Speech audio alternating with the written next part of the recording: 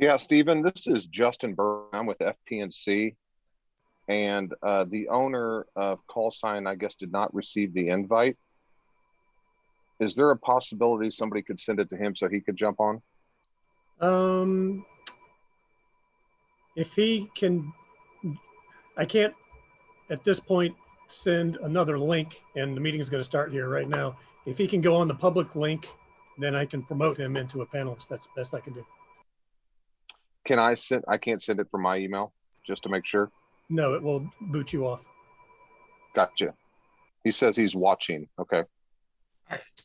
We've hit 7 o'clock. I'm going to call this meeting to order. This is the regular council meeting of the city of North Kansas City. Roll call, please. Councilmember Toll. Here. Councilmember Clevenger. Here. Councilmember Roberts. Here. Councilmember Clark. Here. Councilmember Palumbi. Here. Councilmember Graves. Here. Councilmember Saper. Here. And Councilmember Smith is absent tonight. Perfect. Thank you. Next up is Pledge of Allegiance. Councilmember Toll.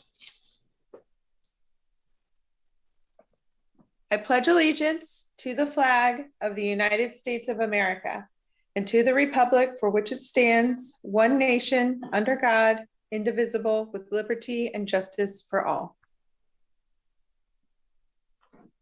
Thank you. Next up, we have the approval of the agenda. I move to approve the agenda. Second. I call the roll, please. Councilmember Toll. Yes. Councilmember Clevenger. Yes, ma'am. Councilmember Roberts. Yes. Councilmember Clark. Yes. Councilmember Palumbi. Yes. Councilmember Graves. Yes. Councilmember Saper. Yes. 7-0, motion carried. All right, thank you. Next up, we have comments from the public. Are there any comments from the public? If there are anybody who is joined as an attendee that would like to make a comment, please use the raise your hand feature in Zoom at this time. If you are dialed in with your phone, use *9 to indicate that you would like to speak.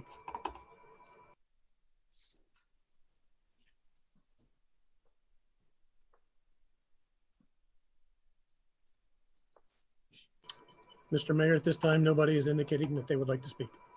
All right, thank you. With no comments from the public, we'll move to the consent agenda. Is there an approval for the consent agenda?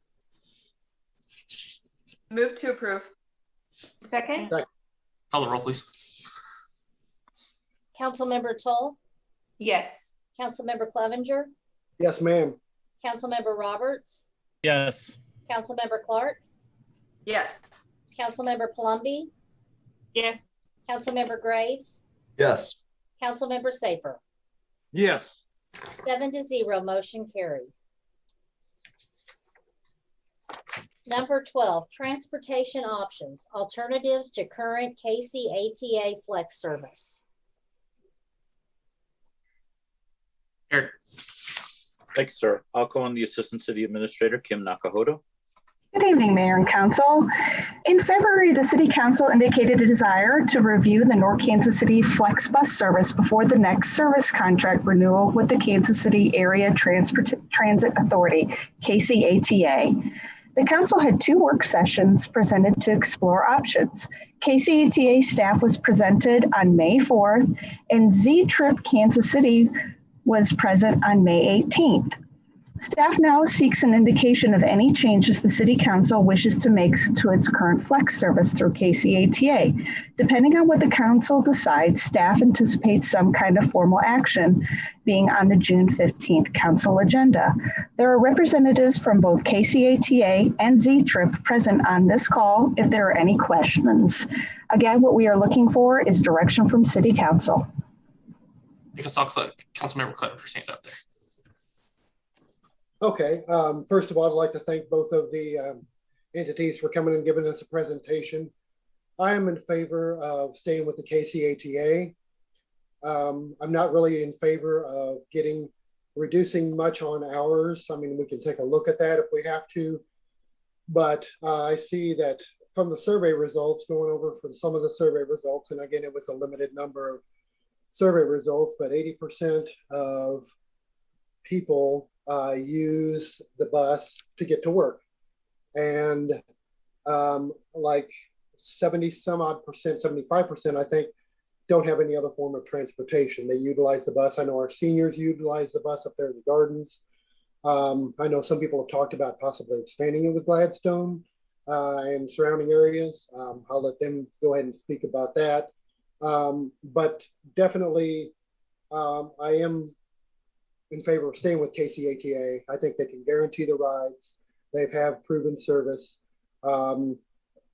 And I am concerned that if we cut too many hours, that affects our ridership, which the fewer riders we have, the more expensive per ride it is. Or if we have more ridership, I'm assuming it's going to reduce the cost per ride. So, and like Tony said before, Councilmember Saper, we just got to do a good job of beating the pavement, letting our residents know that this is an available service, because we can always put it in the connection and, you know, advertise it, but still reaching some of those people, they just don't read that unless you talk to them. So those are my 2 cents. I was looking at, you know, some of the survey results, and it looks like, you know, the least amount of time is like on a Saturday from 5 to 7:20 p.m. There was only 5 rides. You know, there is some early morning rides. I know couple people in my ward that use the bus for the early mornings to connect with other destinations. So those are my 2 cents so far. Thank you. Councilmember Toll. I also am in favor of KCATA. I'm worried with the Z-Trip option, since we don't have anyone to manage that in-house. It was going to be, I think, over $3,000 to have them do that for us, and we wouldn't really have any control over the costs from month to month. I also worry that people would call for a ride and they just wouldn't be available. Whereas now, if you're trying to get somewhere for work, you know it's going to happen. I do think we need to do something about the cost. We probably should have bumped it over a quarter a long time ago, so that we didn't go from 25 cents to $1.50. I think that's a really big jump. We have the option of cutting back times when there's low ridership. But honestly, I think it would be better to increase the fee. I don't know about going up to $1.50 from 25 cents, but maybe we could go up to $1, and then in 5 years, $1.25, and then in 5 years, $1.50. I think you should, I mean, I think we probably should have been raising it a little bit this whole time to help manage costs, so we didn't have one big jump. But I am in favor of continuing with KCATA. I think it's dependable. And even if we're paying a lot, we know how much we're going to be paying for the most part. And people do need this to get to work and to get around. Thank you. I saw Councilmember Graves. Yeah, so I agree with Councilmember Clevenger, and about half of what Councilmember Toll stated. I would like to stick with KCATA. And in fact, I would like to double down with KCATA. And I really like this option they gave us to go ahead and combine service with Gladstone, Riverside, and parts of the Northland and KCMO. And I think that Councilmember Clevenger touched on this. I mean, this is mostly for people that are, you know, low income. There's elderly people that use this service. And this is a way that we can really increase quality of life for some of our residents. That would allow people to use this service. If we combine service with Gladstone and Riverside, they can go as far north up to like Walmart up off of 72nd Street and cruise up Antioch Road, and then over to Riverside. And just for members of the public watching, according to the memo, if we expand service to include those areas, it's not really expected to increase our cost. So we would pay roughly the same amount. And I think it would increase the quality of life for a lot of, you know, low income and people on fixed incomes in our area. And also, Zach, Councilmember Clevenger touched on, you know, we need more people to use this service. And I believe if we expand service, then that will make it more appealing, and perhaps more residents will actually utilize the service. So thank you. I'm going to jump in real quick before I call on anyone else. If we expand service into Gladstone, and this will probably be for KCATA, you know, could we expect longer turnaround times for people waiting for rides within North Kansas City now? This is David Johnson with Kansas City Area Transportation Authority. Thanks for the question. So what we're trying to do in the Northland with flex services in general is introduce on-demand availability. With that does come more trip requests, and with more trip requests with the same amount of vehicles and staff, you might experience longer wait times. But we have a technology partner, which is Spare Labs, that will replace or modernize our current system. And they have made commitments to make sure that the wait times are reasonable. So I think generally speaking, below 15 minutes. And so when you're looking at comparing that to fixed route service, for example, which run on a schedule, the overall wait time is shorter. But when comparing it to the flexible service that operates today, it just really depends on how much demand there is. But again, to a point made previously, if we combine this with Gladstone, there will be more destinations. And so we're not entirely sure what increased demand will come from that. We think it will be more, but we can't completely guarantee that wait times will not fluctuate at least. One follow-up on that, then I'll get to everyone else. What is the timing on the modernization project? We are definitely implementing that in October of this year. October this year. Perfect. Thank you. Councilmember Saper. I appreciate the KCATA's optimism about wait times, but the reality seems to be that if the bus leaves North Kansas City, it won't be here for North Kansas City residents to use. And the turnaround time can be quite considerable. And the other point is, I do support the KCATA as the vendor for this, but I tend to regard public transit as a public good, the same way we regard streets, sidewalks, police, fire. And the fact that there are people who need this service in our town. Now, often we tend to think about businesses and what they need, but we need to think about what people need as well. And this is one of those things that people need. And if we promote it and make more people aware of it, there's a very good likelihood the ridership would increase. Plus the fact that adding user fees, as they indicated in their reports, doesn't really make a big dent in the overall cost. Passenger fares don't amount to much, which is one reason Kansas City was able to eliminate them and consider that as a viable option. When it first started, it was a mere 10 cents. Now it's a quarter. If you make it $1.50, it's still not going to make a huge dent in the overall cost of the service. It should be no cost. Thank you. Councilmember Roberts. Jumping off of Councilmember Saper's point, I agree it should be no cost. And when I was thinking about how we can make that and balance this enormous cost, the thing that jumped out to me was we're going to hopefully have a pretty strong revenue from the new bird scooters, even if it's a fraction of the cost what Kansas City is getting, even if that amounts to $5,000 or $10,000 every quarter or something. It's about the same as if we bump this up to $1 or $1.50. So while we can introduce a small increase of 50 cents or something to help offset that, I think we're already going to have some additional funds coming in that we can earmark for this flex service, because I do think the KCATA is the best option.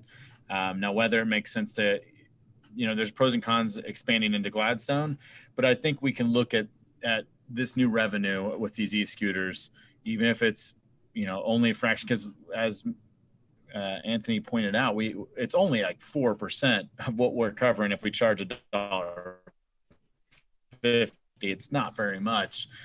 So certainly we can find this money elsewhere. And then in addition to that, I think there could be some, reduction of hours even by half an hour. Like we saw a pretty strong reduction, if we end at 9 o'clock instead of 9:30, the 6 to 7 days a week. And if we start 30 minutes later on Sundays, it changes the game pretty significantly, more so than I think bumping up $1.50 will. So I think a slight reduction in hours and looking at maybe earmarking that new tax, as it were, from Bird to help cover the cost of this, I think is a great way and use of funds.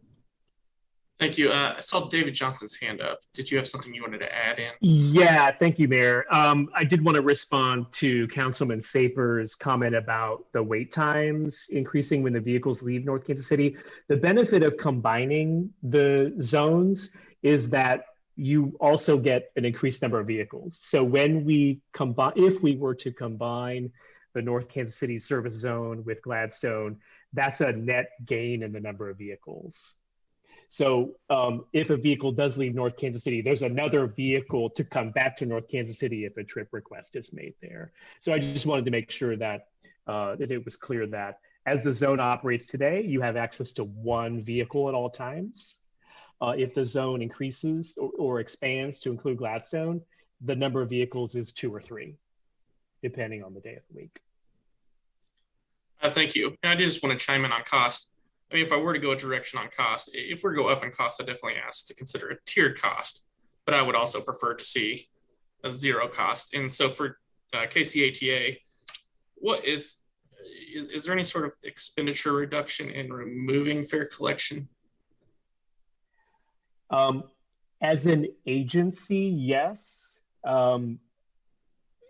Individual route-wise, it's a little trickier. So if you were to make trips originating or ending in North Kansas City free in our modernization plan, I think that is possible with the new technology vendor. We would just need to make sure that customers are aware there's a messaging issue there, right? Because people starting trips in Gladstone and ending trips in Gladstone would pay. And so, because that's the proposal we've put forth with them and with Kansas City, Missouri. So, and again, that's connected to the on-demand feature, not just the service itself.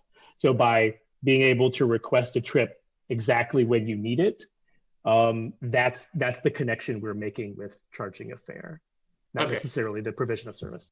Okay, thank you. One more, and then I'll get to Councilmember Clevenger. So in the Kansas City region right now, they're looking at zero fare, and that's on on fixed routes, not necessarily these flex routes. Correct. Okay, so to be back in line, how far along are you with the conversations with Gladstone?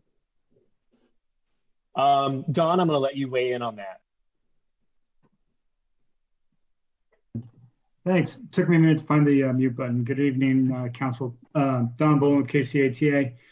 So the conversations with Gladstone are we're having those conversations with Gladstone. We've had them with Northland Chamber and the mayor of Gladstone on that chamber. Okay, thank you. Councilmember Clevenger. Couple of quick questions. First of all, I'm assuming from reading the memo here, if we do expand the service to like with Gladstone, the fare would have to go up to $1.50. That's my first question. Is that set in stone? David Johnson, KCATA. Yeah. That is our recommendation. As I mentioned earlier in response to, I think it was Councilman Roberts' question, the technology supports separating trips by cost, meaning if it was requested by a North Kansas City, if the trip was originating there, it would be free.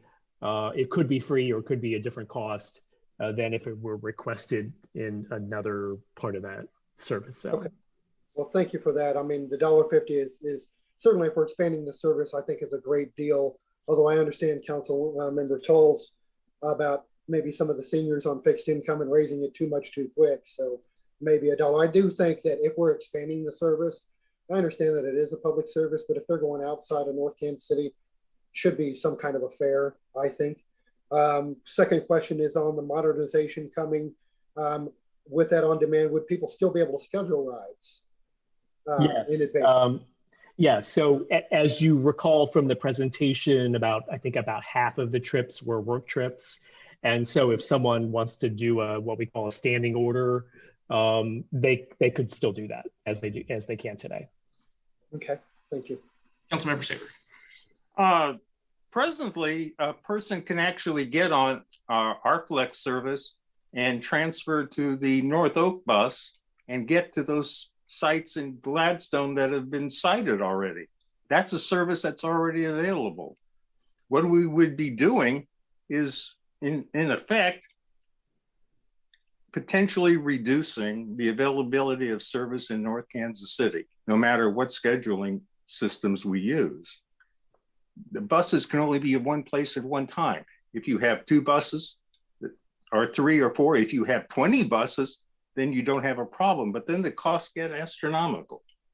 I'm sorry, David Johnson, I see your hand up again. Yeah, I'm not sure if that was an actual question, but I would like to address it. So Councilman Saper, the flex service transferring to fixed route, we see that throughout the system, and it is just, we actually support that by the way we plan the zones. So obviously there are places on North Oak where the North Oak fixed route runs that you can get to from the flex service. And that's a good thing, because people are usually, if they're going to transfer to a service like that, they're going much further afield. They're traveling well beyond the boundary of North Kansas City and probably even Gladstone.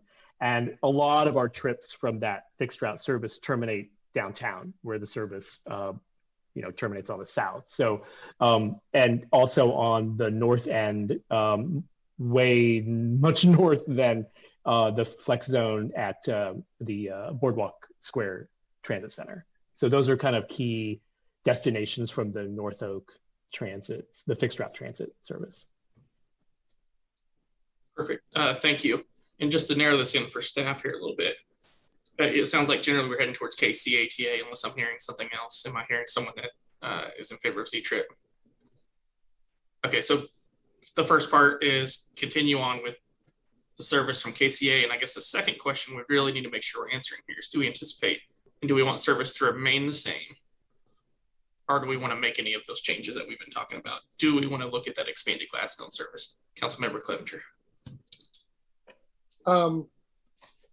Well, really, I mean, I would really not like to reduce hours if we can, except maybe like a half hour here, half hour there. We can look at that. One other question that I had was, and I just lost it. I just had it here. I'll come back to me on that. But as far as the hours, I think we should, limit it. Oh, my question was on the call center times. Here it is. The call center times. I know the call centers open much longer than the bus service runs, and that's probably to allow for scheduling and things of that nature. But as far as I was looking for on a Saturday, I think the call center opens at 5, but we don't start running the bus until 8:40. Is there a reason why it's open that early? And if we kind of reduce those hours on the call centers times to call in, does that help with our costs, along with maybe reducing hours if we ever did that? But if we just reduce some call center hours, would that make much of a dent? Councilman Clevenger, David Johnson, KCATA. The cost savings from reducing our dispatch and call center were very, very minimal. In fact, if you were to trim around the edges, it would probably be nothing. I think the important thing to note about the modernization plan that we're implementing, regardless of what happens tonight, we're moving forward with that plan. And so that would provide an app-based option. And we would be encouraging customers, it's an accessible app too, I should mention that, to use the app to make trip requests. That also allows you to track the vehicle, so that you know exactly when it's going to arrive, track it on a map just like you would an Uber. And so we think, and pay as well if there is a fare. And so we think that, as we've seen with our other, what we sometimes call microtransit services, is that about half of the people will migrate to the app. And with promotion, we think we can get that up even higher. So in short, the app would be available 24/7 to schedule any kind of trip, whether it's the day ahead or on demand. And we think that we'll be able to encourage people to book trips that way rather than call in directly. Thank you. All right, did we have any further council member comments? Councilmember Roberts. Mine is more just as we look at possibly adjusting our hours a little bit. I know I asked last time, and there's something slightly updated here in the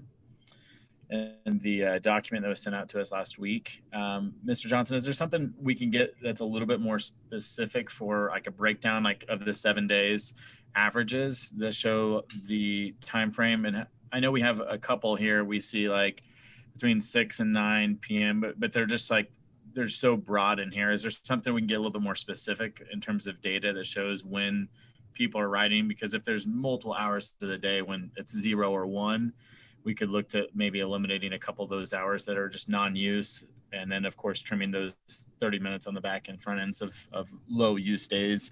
But without all the data in front of us, it's kind of hard to make those adjustments and suggestions. Councilman Roberts, yes, we can go to a more granular level. Don, were you going to? No, I was going to agree with you 100%. We can. Okay, all right. Yeah, we can get more granular. You know, I will say that based on the survey data as well, we know that there are, I think later in the evening times that if you were looking to trim, you know, you would be impacting a very small number of people. And you know, with some additional time, we could probably get into more detail with those. Like we could request additional, you know, ridership information or from customers to try to get to, you know, what kind of trips they're making in those later hours if you were looking to trim that way.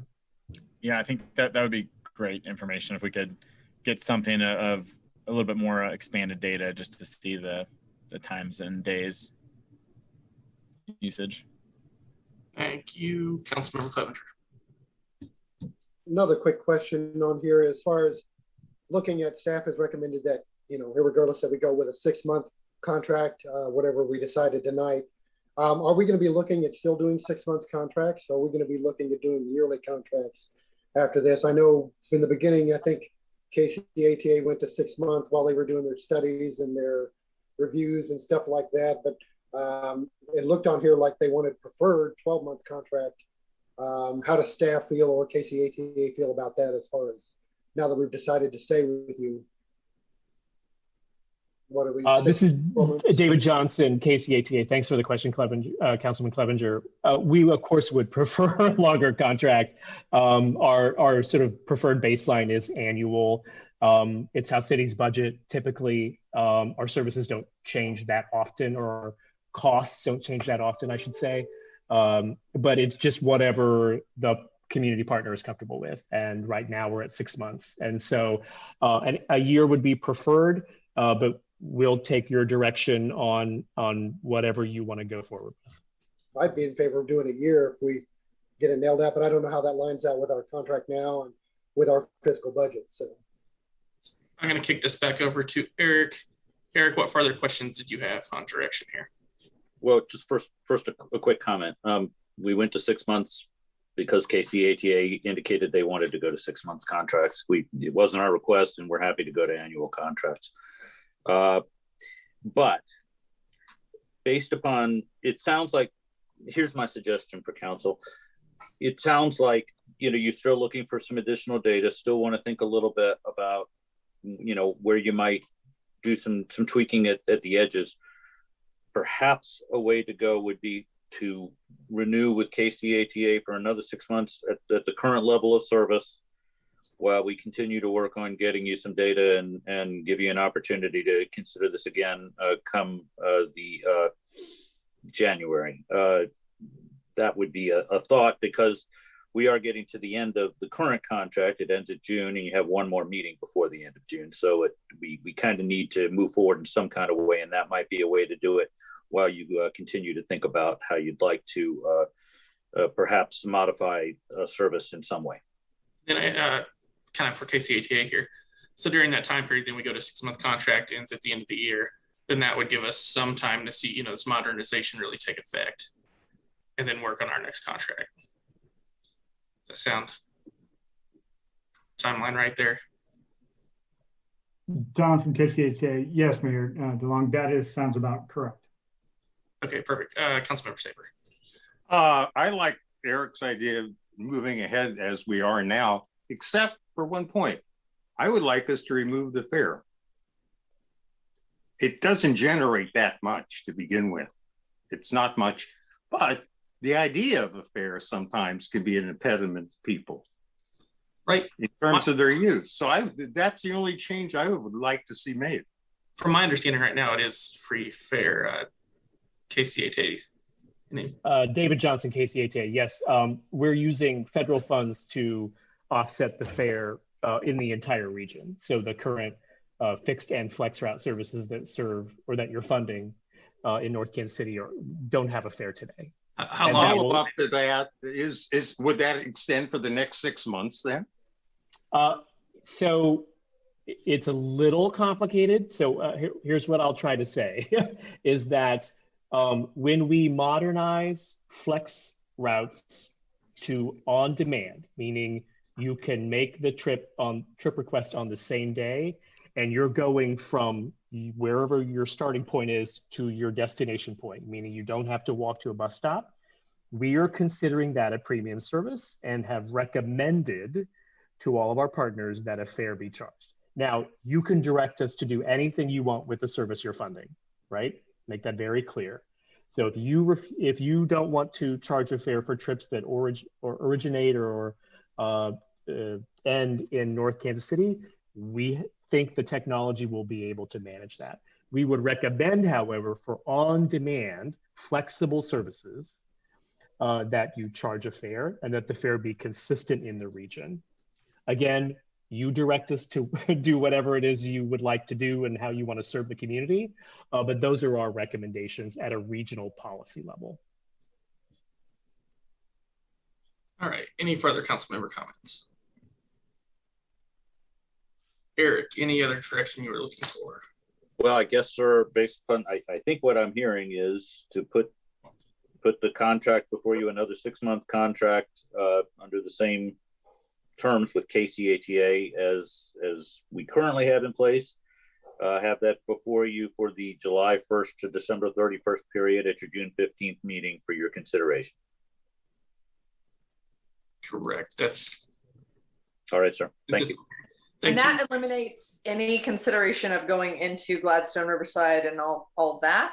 I think it does on this 6-month period, from my understanding of the conversation. It could be something we'll look into with the modernization and the January contract going forward, from understanding this direction. Or David, sorry, I see your hand up again. Yeah, sorry. David Johnson, KCATA.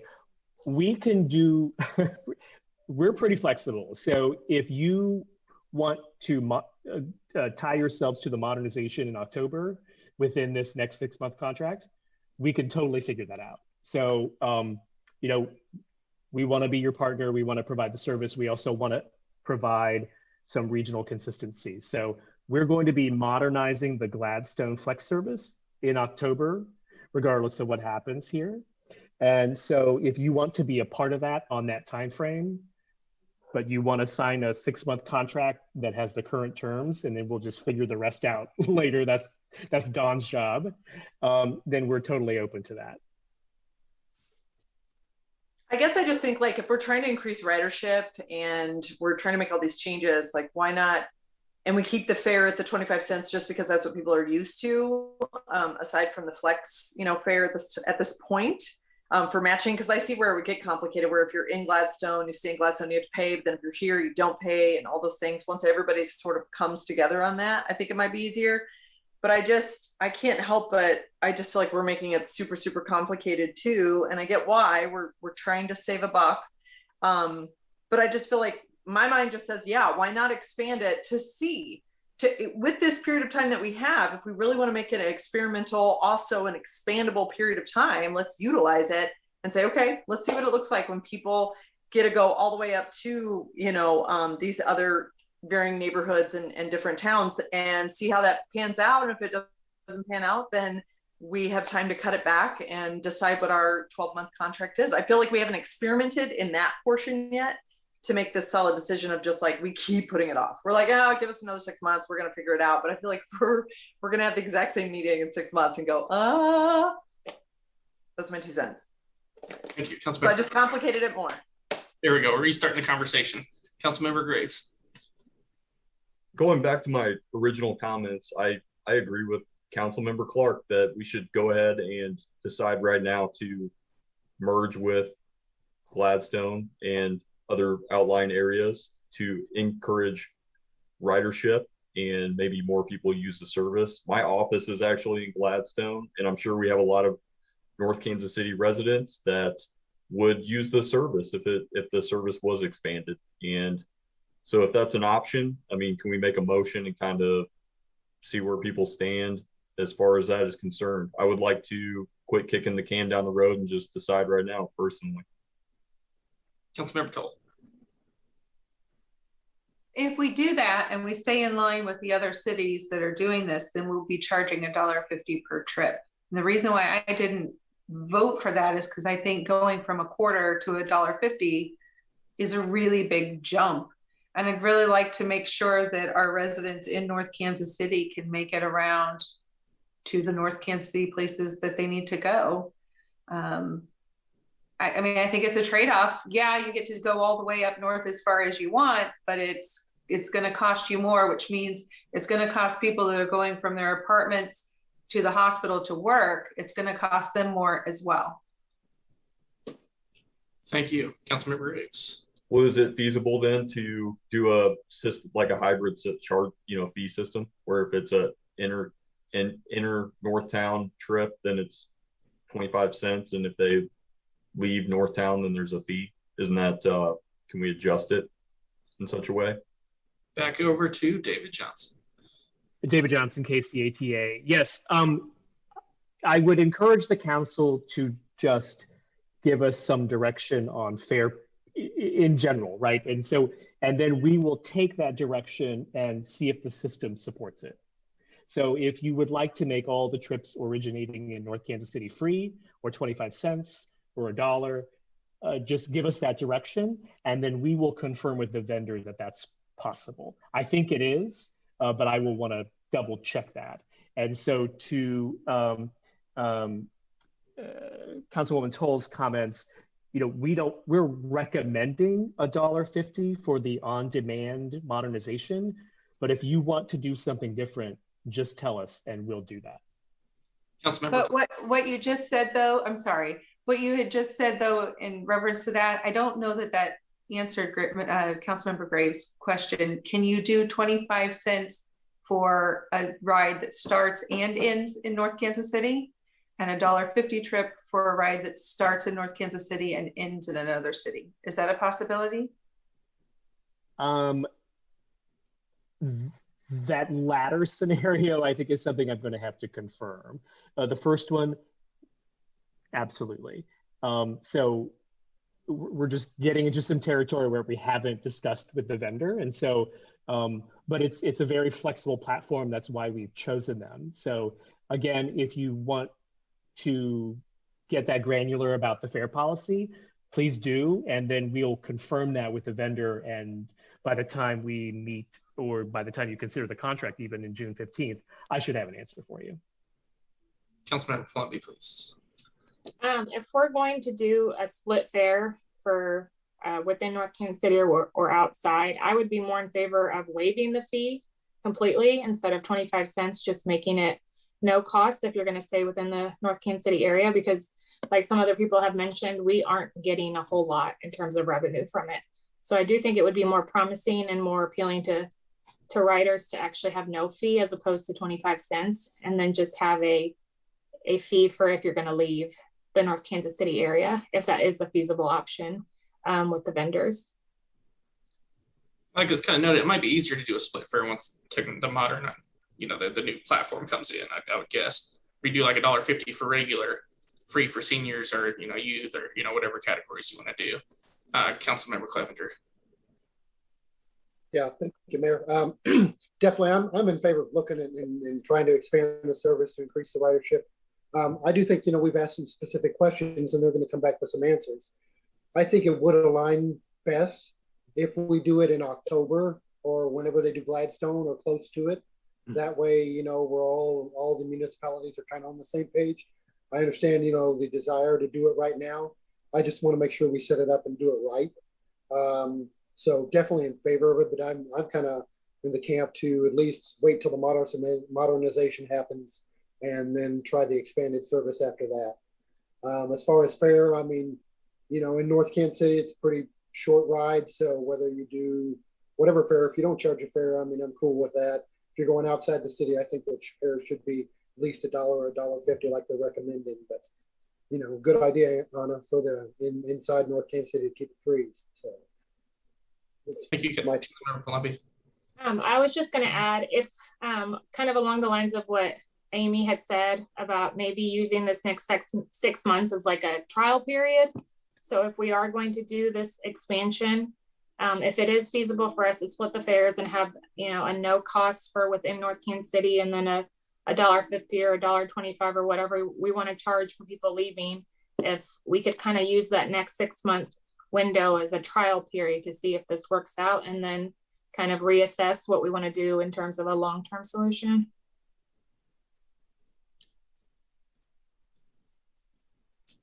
Somebody have a,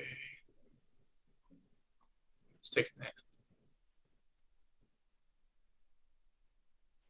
Anyway, Councilmember Saper.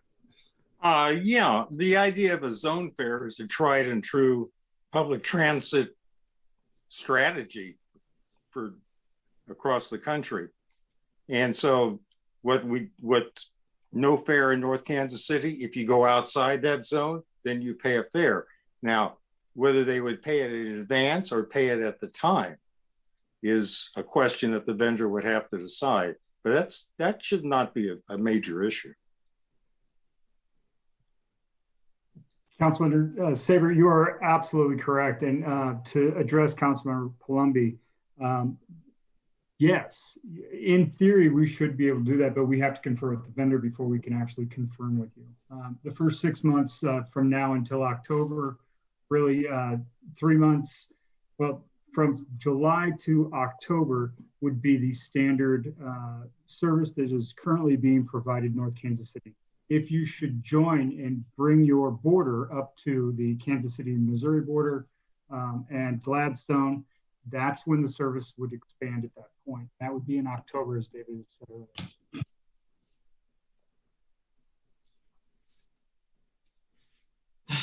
earlier. Mr. Mayor, may I ask a question? This is please. Maybe for KCATA staff. Is it possible? Would it be possible if the council were interested, since you're talking about, you know, October being a certain breaking point, would some kind of a short-term, say 3-month contract be possible while we worked on, you know, the setting a new standard of some sort when the modernization takes place? Would that be possible? This is Don again. Absolutely. We could do a 3-month contract and proceed. How does council feel about that? Any comments? All right. So again, I guess what I'm sorry, sir. Go ahead. Saw your hand kind of up. Yeah, I'm sorry. I just think it'd be easier what Eric had stated before, and they said they could do, is let's just do the 6 months so we're not almost out of service again. And they said we could update it or change it in October when that's all running, which that will take care of if there's any sort of delay in that app coming out or problems with the software. We're covered and we have the service, and they've said that they would be willing to work with us to change that service within the 6-month contract. I just think logistics wise, that might be a better move.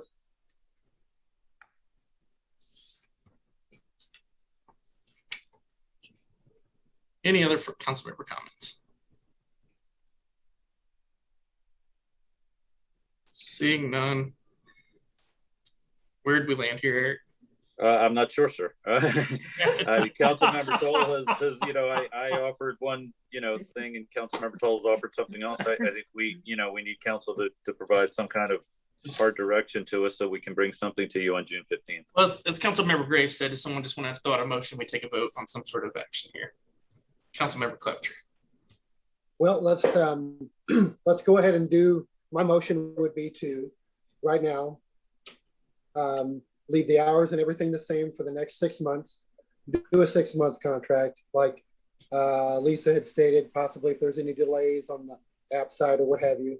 KCATA did say that we can amend the contract in October, if we've got, the modernization ready to go, do a 6 month, get everything lined out, look at the data that we're supposed to receive, and then hopefully in January, be able to come back with a 12-month contract.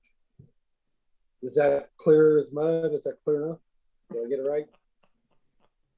I heard a motion to extend the contract 6 months.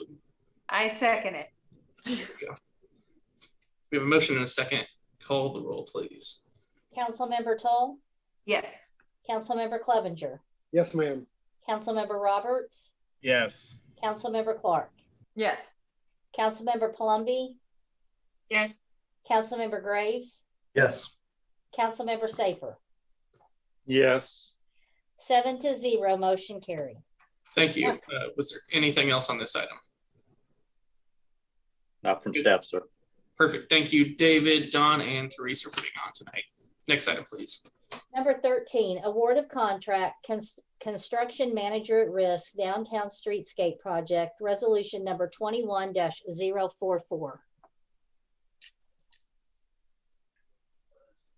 Sure. Thank you, sir. I'll call on the Community Development Director, Sarah Copeland.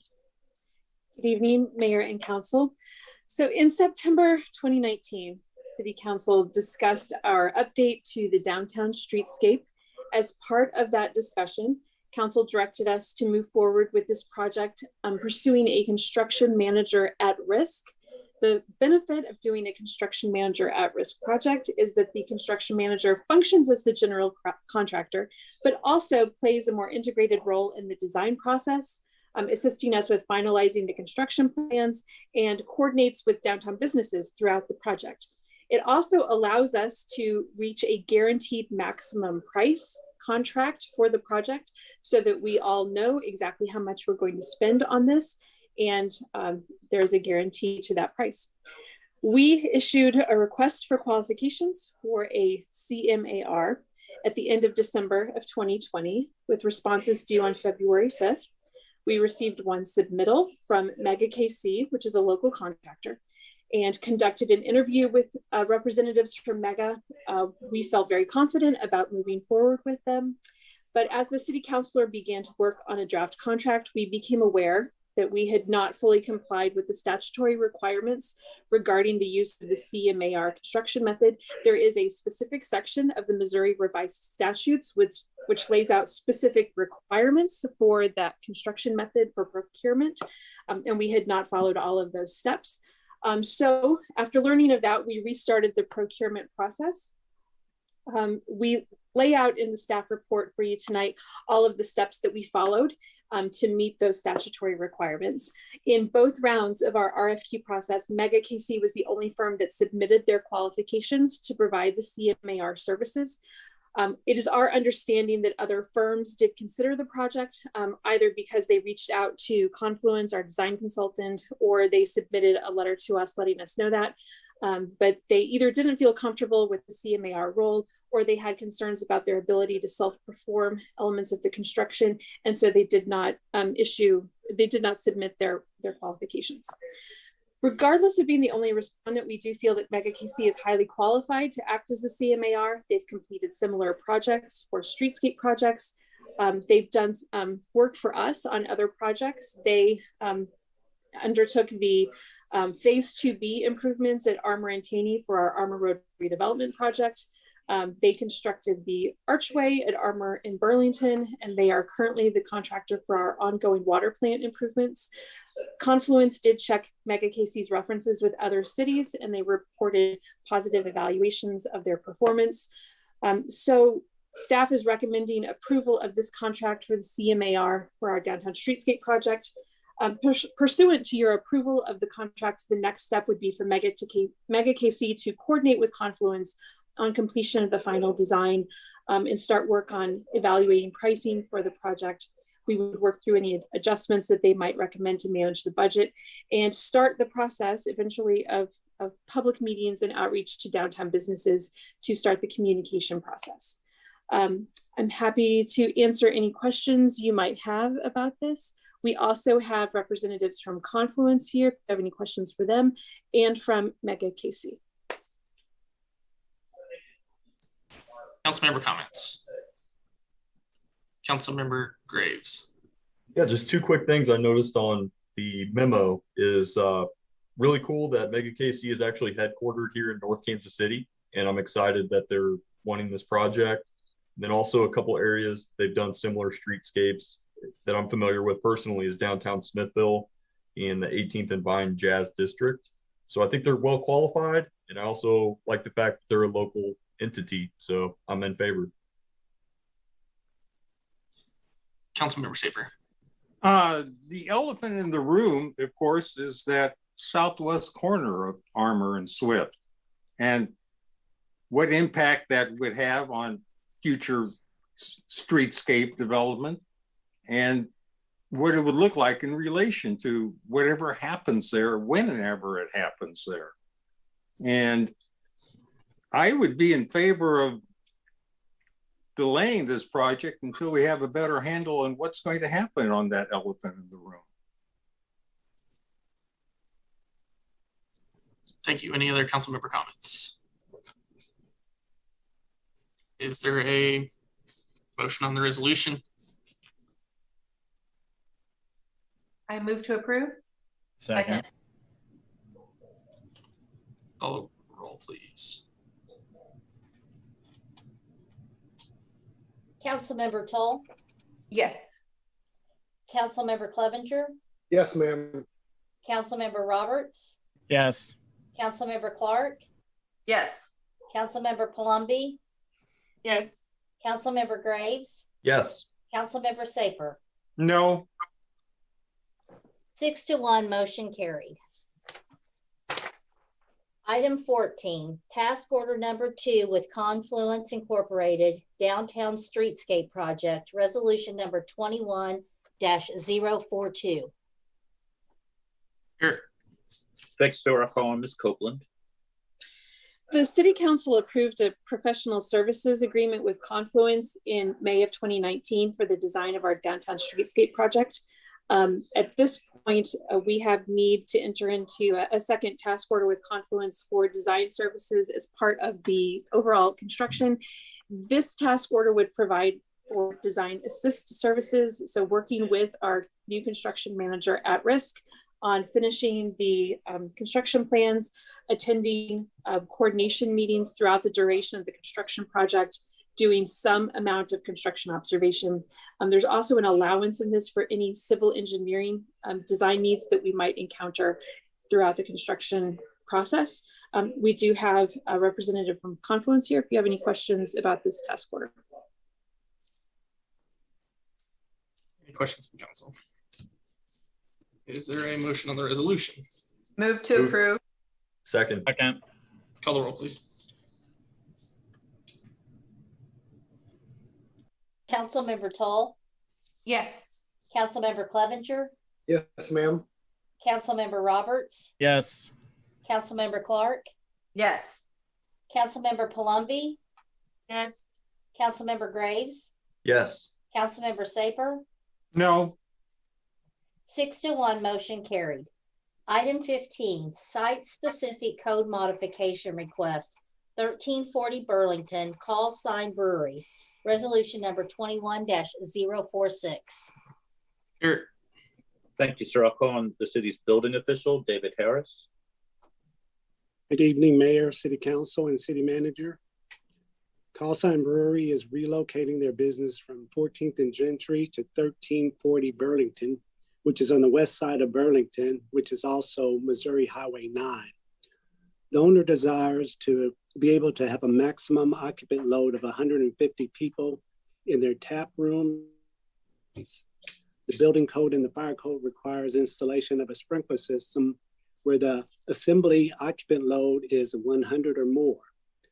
To install a sprinkler line on the west side of Burlington, Missouri Highway 9 would require a connection to the water main, which is located on the east side of Burlington. We have here tonight Justin Burton with FP&C Consultants and Logan Hayes with Hive KC Architects. They are here to request approval of an alternative method to providing sprinklers in these areas. Thank you. Is there any? Oh, sorry. Yes, thank you, Council. Justin Burton, FP&C consultants, also a North Kansas City business as well. We basically submitted an altered. I think everybody should have a copy of that.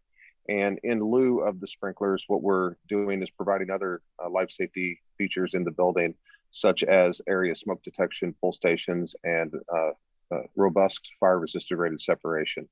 And if everybody's had an opportunity to review our proposal, I'd be more than happy to answer any questions that anybody has about our proposal. Thank you. Are there any council member comments? Councilmember Saper. I'd like to hear our fire chief's comments. Chief Hargis, are you there?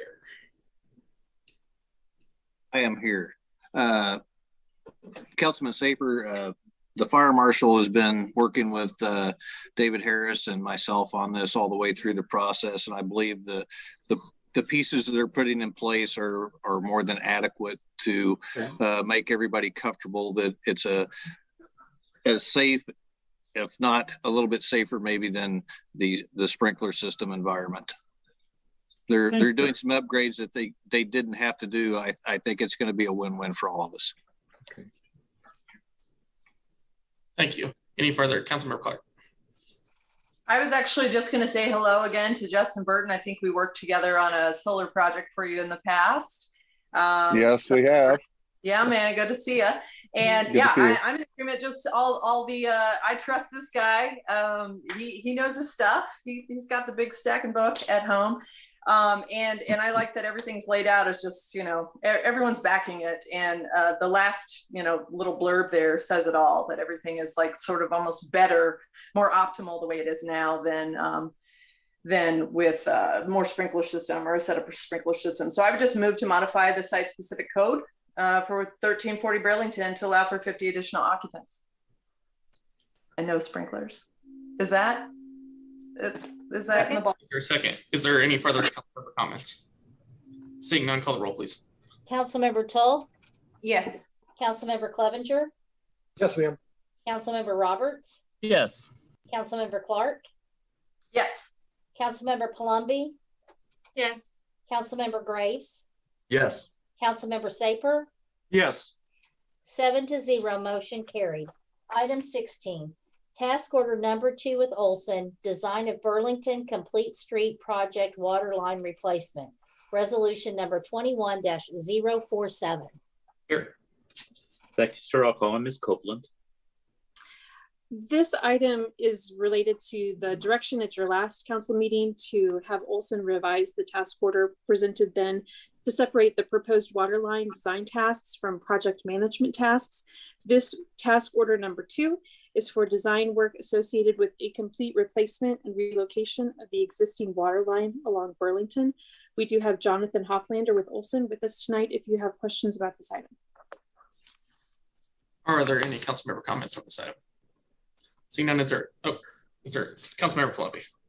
I just wanted to say that it seems to me that staff has done a really thorough job of kind of looking into this and kind of breaking it down for us. And I know we had a lot of questions at the last meeting about kind of where these numbers were coming from and if this was something we had initially anticipated. But I would say that I feel like they've done their due diligence and I would like to move to approve. All right, we have motion and a second. Any further council member comments? Seeing none, call the roll, please. Councilmember Tull? Yes. Councilmember Clevenger? Yes, ma'am. Councilmember Roberts? Yes. Councilmember Clark? Yes. Councilmember Palumbi? Yes. Councilmember Graves? Yes. Councilmember Saper? Yes. 7-0, motion carried. Item 17, task order number 3 with Olson, project management services, resolution number 21-048. Here. Thank you, sir. I'll call on Ms. Copeland. The original task order number 1 with Olson for this project was approved in September of 2017. And the total cost of that task order was $1,389,000. At that time, we expected the work associated with task order number 1 to be completed in October of 2019. And so task order number 1 budgeted 710 hours of work for task 101, project management, administration, QA/QC, and meetings. Obviously, this project has taken longer than we originally anticipated to reach the phase where we let the project for bidding. And to date, Olson staff has spent 930 hours on project management tasks. Project management tasks includes monthly coordination meetings with city staff, coordination with MoDOT, answering city and property owner questions, and preparing billing statements and reports. So because this is work that is done in coordination with staff can tell you that it is work that is done by the senior engineers on this project. Task order number 3 would provide for additional project management work that has been done since October 1st, 2019, as well as the management needed through the end of this year to complete this work. It also covers concept review and coordination related to the Burlington and Armour intersection. City staff has found Olson's assistance on this really invaluable and requests approval of this task order. I'm happy to answer any questions you have. Are there any council member questions? Councilmember Toll. I probably could just move it, but I just wanted to point out that that we're only 1/3 of the pie here. So we're not entering into this alone. We're with KCATA and with the KCSA. So it's really just getting us up to date so we can look forward. I move to approve. There's a motion. Second. Second, is there any further council member discussion? Seeing none, call the roll, please. Councilmember Toll. Yes. Councilmember Clevenger. Yes, ma'am. Councilmember Roberts. Yes. Councilmember Clark. Yes. Councilmember Palumbi. Yes. Councilmember Graves. Yes. Councilmember Saper. Yes. 7-0, motion carried. Item 18, discussion item, participation in North Rail streetcar feasibility study update. Thank you, sir. I'll call in Ms. Copeland. So in January of 2021, the City Council passed a resolution supporting the extension of the streetcar system from Kansas City to North Kansas City and directed us to engage with the Streetcar Authority around questions about feasibility and a proposal for implementation. And we have had 2 meetings now of a streetcar working group to review the 2014 North Rail feasibility study and to discuss next steps with the Streetcar Authority and the KCATA. At this point, the work group's recommendation is that the next step is to enter into an agreement between the 3 parties to contribute equally to updating the 2014 North Rail study, to reevaluate the route decisions that were made in 2014, confirm the preferred alternatives, and to update cost estimates and funding scenarios. The Streetcar Authority's board approved moving forward with this project at its meeting on May 20th. They allocated up to $75,000 for their share of the associated costs. The KCATA plans to bring this before the Finance Committee of their board on June 23rd. So we did present in your packet a potential outline for scope of services to update the 2014 feasibility study and a draft MOU between the 3 parties. So we request your direction about your interest in proceeding with this MOU to update the study. And we would report back to the Streetcar Authority and the ATA about council's direction. I'd be happy to answer any questions you might have. Councilmember Toll. This is the kind of mistake that would be way more humorous in person probably, but everything I said before I meant for this one. I was just got ahead of myself. I thought so. So sorry, everybody, but I am very much in favor of this. Just as Sarah had pointed out, we're just 1/3 of the pie. I'll say it again for you in case you forgot. And this is just to update the study so that we can move forward. So we really aren't in this all alone. We've been meeting. This is just the next step in making this dream a reality. Sorry, I jumped the gun, everybody. You made me think I was off track. I was over here correcting my notes. I was so confident. Item here. I'm reading all my stuff. Councilmember Graves. I was hoping you would call on me before Councilmember Toll because I wanted to make fun of her and act like I was psychic and say something like, I know what Councilmember Toll's thoughts are on this subject. So I just want to just reiterate to residents, because this is actually a pretty touchy topic. There are people that I hear from in our community that feel like the streetcar is infeasible and unaffordable and it's never going to happen. So I think it's important to enter into this study to see if it is feasible. And so that's the whole point of this. It was studied back in 2014. There's obviously been a lot happened since then, including the streetcar is extending southward. So I think that we should see if this is feasible or not. So I'm in favor of moving forward on this. Thank you. Thank you. Any other Councilmember Clevenger? Not a lot to add, just been privileged to be part of this work group looking at this. The three entities are, putting in on the MOU as far as the funding for the study. Of course, again, what Councilman Graves said is that this doesn't mean it's coming up north. That's our goal. We would like to have it come up north, but this is the feasibility study to see what all is entailed in that, and the cost and the alignment and what have you. So, I'm certainly in favor of it as well. Any other council member comments? Adam, you moved down the bottom of the screen here. I gotta move back up. There you go. Sorry if I skipped you on something there. You did. It's fine. Did I? Did I miss you on one? 2 times is fine. Oh, I don't know. It moved you all the way down. That was not intentional. I'm sorry. Fine. Was there any other comments on this item? I thought the screen shifted around, then I finally figured out who it was. It was you. We don't need you need a motion here? You want a motion here? Yes, sir. I if you would. Okay. Is there a motion? I move motion to approve. There we go. First, I call the roll, please.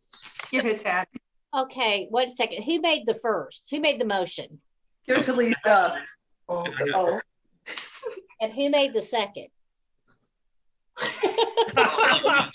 Adam and Amy, one of the two. Okay, Councilmember Toll. Yes. Councilmember Clevenger. Yes, ma'am. Councilmember Roberts. Yes.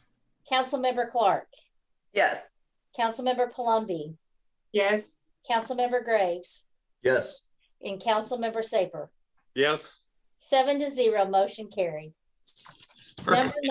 Number 19, City Council return to in-person meetings. Eric. Thank you, sir. At your meeting of April 20th, the City Council tentatively established June 15th as the date when it would recommence in-person meetings, and established this date, June 1st, for discussion of whether and how to do so. In the memo in your packet, we list some considerations for do so. We're looking for confirmation that the City Council does wish to return to in-person meetings on June 15th, and are looking for some guidance for the conduct of the meeting. In particular, do you wish to be seated on the dais in the manner the council was before COVID? Would you like to have some kind of a socially distanced seating, which would involve sitting on 2 different tiers? Do you wish to require mask wearing of participants and attendees at the council meeting? There may be other considerations as well. So we're looking for guidance as to whether you will return and under what conditions. Councilmember Toll. I think it's important that we align ourselves with other city buildings at this time. I'm not sure what other city buildings are doing. My preference, and it may not be popular, is I don't think the plexiglass is really worth the money and the hassle. I think it might give the false impression that it would and not transmit, but I really don't think that's worth the time and money for staff to do. I would prefer that we wear masks inside. And the reason for my preference is that if you have children like I do that aren't 12, they're not vaccinated yet. I do want to align with the other buildings. Hopefully this is a temporary thing. I mean, hopefully at the start of the fall, they're going to get vaccinated. I know I saw the email that Zach sent out. The difference between city council meetings and going to a Royals game is that the Royals game is outside, which we know the viral load isn't going to be as high as an indoor space. Also, it's a fun choice that you get to make, and maybe a family does and maybe a family doesn't, but we're all going to be showing up. My preference would be that we require masks. I think that's an easier blanket statement than checking for vaccination cards. And then after all ages can get vaccinated, then everybody who wants to be vaccinated will be vaccinated, and we can go on to business as usual. Councilmember Roberts. I agree with all that. I actually reached out to Mr. Barzee about the reality of if we could ask staff or city officials if they are vaccinated or not. And he alluded that we can. Now you could turn it down. So I think, we could follow the CDC guidelines, which says vaccinated people don't have to wear masks. And we could resolve this pretty quickly, which is if we're all vaccinated, we can all come in person without masks or dividers. And then we could require, people who we don't want to, ask a citizen coming in, they can just wear masks. And that could be the easiest solution, which seems we don't need any temporary barriers. We don't need this weird staggered seating. And then if somebody doesn't want to disclose or they're not vaccinated, which is totally fine and their choice, they could wear a mask. And that seems like kind of the easiest solution for everybody, which is the CDC guidelines. Councilmember Clevenger. Sure, thanks. And sorry about the email to everybody. I was trying to respond to Jesse and using my phone instead of my tablet. So understand, the certain concerns. I think a lot of us are vaccinated. I understand that some people's children may not be vaccinated and they're concerned about them. I don't like the tiered seating. I think that puts some above the others, even if you rotated it. It's just more work for staff. I would like to sit on the dais. I would prefer not to wear a mask. Like what Adam said, if the city council is comfortable that they've been vaccinated, following the CDC, they say indoors, you don't have to wear a mask if you're vaccinated, but that doesn't take into account the children. If we got to wear a mask, I'd rather us all be on the dais, but I would rather not have to wear a mask, especially when we're speaking. But I think, that Councilmember Palumbi, we need to hear from her too, not to put her on the spot, and see what she thinks since she's in the industry. So that's my 2 cents. That was a lot of pressure there. Councilmember, was that a hand? Was that a hand? Am I Councilmember Palumbi or no? Was that a no? It's a hand. I felt like I was going to speak on this anyways.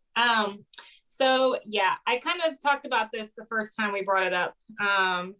So for me, for somebody who's still actively working in the COVID ICU and is still seeing COVID, I'm probably more of a stickler than, other people. And I say that in terms of the fact that we are still seeing cases and even seeing cases in those who have been vaccinated. So that is my caveat. As Councilwoman Toll kind of alluded to, I don't have children, but you can still get COVID from children, whether you have been vaccinated or not. And I do think it would be difficult for us to say no masks, because that would imply that everybody, not only the council, but anybody who would attend the council meeting would also need to be vaccinated according to the CDC guidelines. So I think that's going to be a difficult task for us to fall under, because that would mean that we'd all be vaccinated and your kids would be vaccinated, which right now is an impossible task. So I would also be in favor of going back in person if possible, but I would like to have us wear masks for the time being, because I think it makes most sense. Personally, because I work in the COVID ICU, I think it might be reckless of me to show up without a mask, because even though I am vaccinated, I do feel like there is still possibility of transmission just because of the environment that I work in. And so that is why I would caution us to say no masks, especially because the CDC guidelines kind of say that public spaces, especially ones that are going to be as confined as the chambers that we would be in during the council meetings, are going to be pretty small. And for the most part, unless you can say that everybody within a specific setting is vaccinated, then the no mask policy doesn't really work. Thank you. Councilmember Graves. I guess I'm confused now, because Councilmember Palumbi's saying that the people are being infected that are vaccinated, but once everyone's vaccinated, we can remove masks. So I'm like mind boggled at this point. There's facilities basically everywhere I go, masks are optional at this point, including the North Kansas City Library. masks are optional. And if, you know, throughout this pandemic process, you know, I feel like we were trying to flatten the curve and not overwhelm hospitals. And I feel like that's been accomplished at this point. And we're at a point where there's going to be cases for the foreseeable future. And so I am not in favor of wearing a mask for that length of time. Like today, for example, we have been in meetings since 6 o'clock. And then we also have 3 executive sessions after this council meeting. And I'm not used to wearing a mask for an extended period of time personally. So some of you wear them all day. My wife's a teacher. She wears one all day and says you get used to it. I'm not looking forward to wearing a mask. I do want to go back to in-person meetings, but the thought of wearing a mask for the entirety of the meeting sounds horrific. The plastic dividers, I appreciate the staff looking into that, but that's not a feasible option. The cost, and then I'll just leave the weight comments aside. But yeah, I would prefer to go back to in-person meetings with masks being optional. And if a staggered seating arrangement would allow masks to be optional, then I would be in favor of that. I guess, you know, I'll just opine real quick on optional. You know, I would say follow CDC guidelines, which suggest that if you're not vaccinated, you wear a mask. And if you are vaccinated, it's okay to not have it on, rather than, you know, optional. I know we're kind of, go ahead, sorry, Councilmember Grayson. But that's where I don't get it, because Councilmember Palumbi's saying people are infected that are vaccinated, and that you can transmit it if you're vaccinated. So what? I'm confused. I don't understand. What's the point in removing your mask if you're vaccinated if they're seeing cases at North Kansas City hospitals of people that are vaccinated that are sick? So I'm confused. Okay, any other council members? Councilmember Roberts. I think we just have to remember how vaccines work. They don't prevent you from getting it. They prevent the severity of the infection. And a lot of the evidence shows that they prevent the transmission. So while I may be able to get it, I may not be able to transmit it. And that's why they say if you're vaccinated, you cannot wear a mask inside. So I'm still pushing for, if we're vaccinated, it's optional to wear a mask. If you're not vaccinated, you wear a mask. I think the distancing is kind of silly inside, because you're not, you know, if you're distancing without masks on, and that's just how we're going to do it, unless the city put in new filtration systems or something, it still can go through the air conditionings and transfer to everybody in the room. So that's kind of a moot point. Yeah, I still think it's that way. As somebody who's vaccinated, I'm more comfortable sitting in a room with other vaccinated people, but yeah. So, okay, Councilmember Saper. I've talked to city staff and they seem comfortable with going maskless at the city council meetings. And as far as residents coming to the meetings, we're usually not overwhelmed by numbers in the council chamber. And we could easily have every second or third seat vacant to accommodate them. And as far as COVID's going to be with us for the next decades, maybe longer. And we have to get back to a more normal way of life in council and in terms of the science that the CDC has been recommending. And I tend to favor what Councilman Roberts said. Councilmember Toll.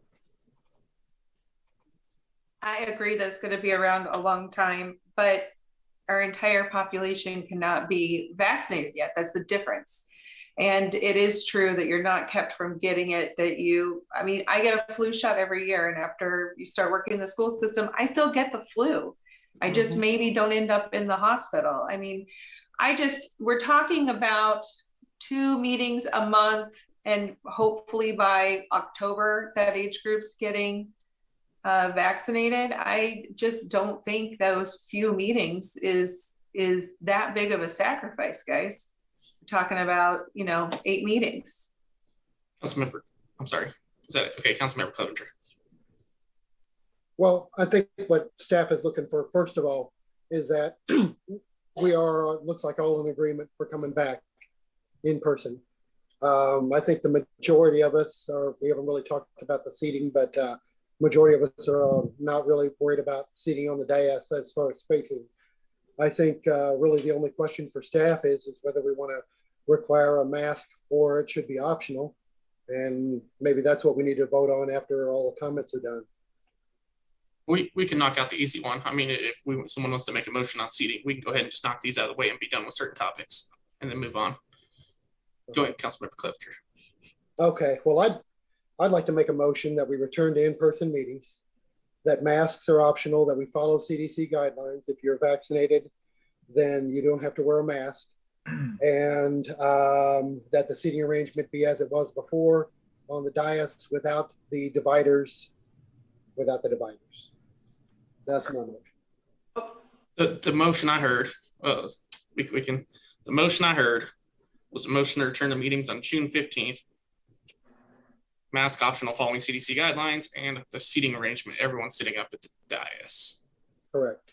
Okay, was there a second to that motion? Ooh, no.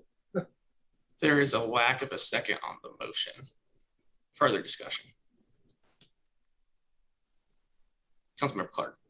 Okay, I'm just, what I heard you say before, Zach, in all due respect, Councilmember Clevenger, I think I heard you say, Mayor, that we wanted to take stage by stage. And I think what happened is the motion became like, we're doing it this way. And so then it's like, we're stuck to go, oh my gosh, so we're in person and masks is whatever. And so I think we're leaving out, I don't know, growing up as a team player athlete, you're only as strong as, I don't want to say we could slink, but it's just kind of like, guys, if there's someone in our group that's saying, please, I'm worried about my family, I don't think it's tough for us to go, you know what? Yeah, it might stink. And we've all like done our own rule following and everything, but like, if we have to go and give a sacrifice, we've done it forever. I'm comfortable doing that. You're frozen in, Councilman Clark. Dang it. Can you hear me? Yes. Can you hear me now? Yes. Oh my gosh, I gotta hurry. I don't know where I left off. I'm for wearing a mask inside. If we're doing just a motion of like motion for, I feel like we can't do stages of motion in person because we'll be like, yeah, I'm for it. Yes, wait, I don't like the mask thing, right? Am I frozen again? No, you're good. Oh, okay, so I'm just saying, if I think we need to knock out the mask or no mask right off the bat. And I really think, Anna has spoken up, and I don't think she doesn't have kids at home. She has no weight in the game of saying like, well, I'm worried about family or I think it's all a hoax or any of the things that we could possibly put on this. And I know there's CDC guidelines, but there are still restaurants, guys, that do require masks when you walk in. They do require masks, and it gets confusing in places because I'm like, oh, I gotta grab the mask. And you wonder like, well, they're going to think I'm not vaccinated. But if someone on our council is saying, guys, please, I would feel more comfortable and would be more likely to show up with my educated opinion if you guys would bother to wear a mask just so I can keep my family safe and feel good going home. I just feel like, why not be open to that? Okay. Councilmember Graves.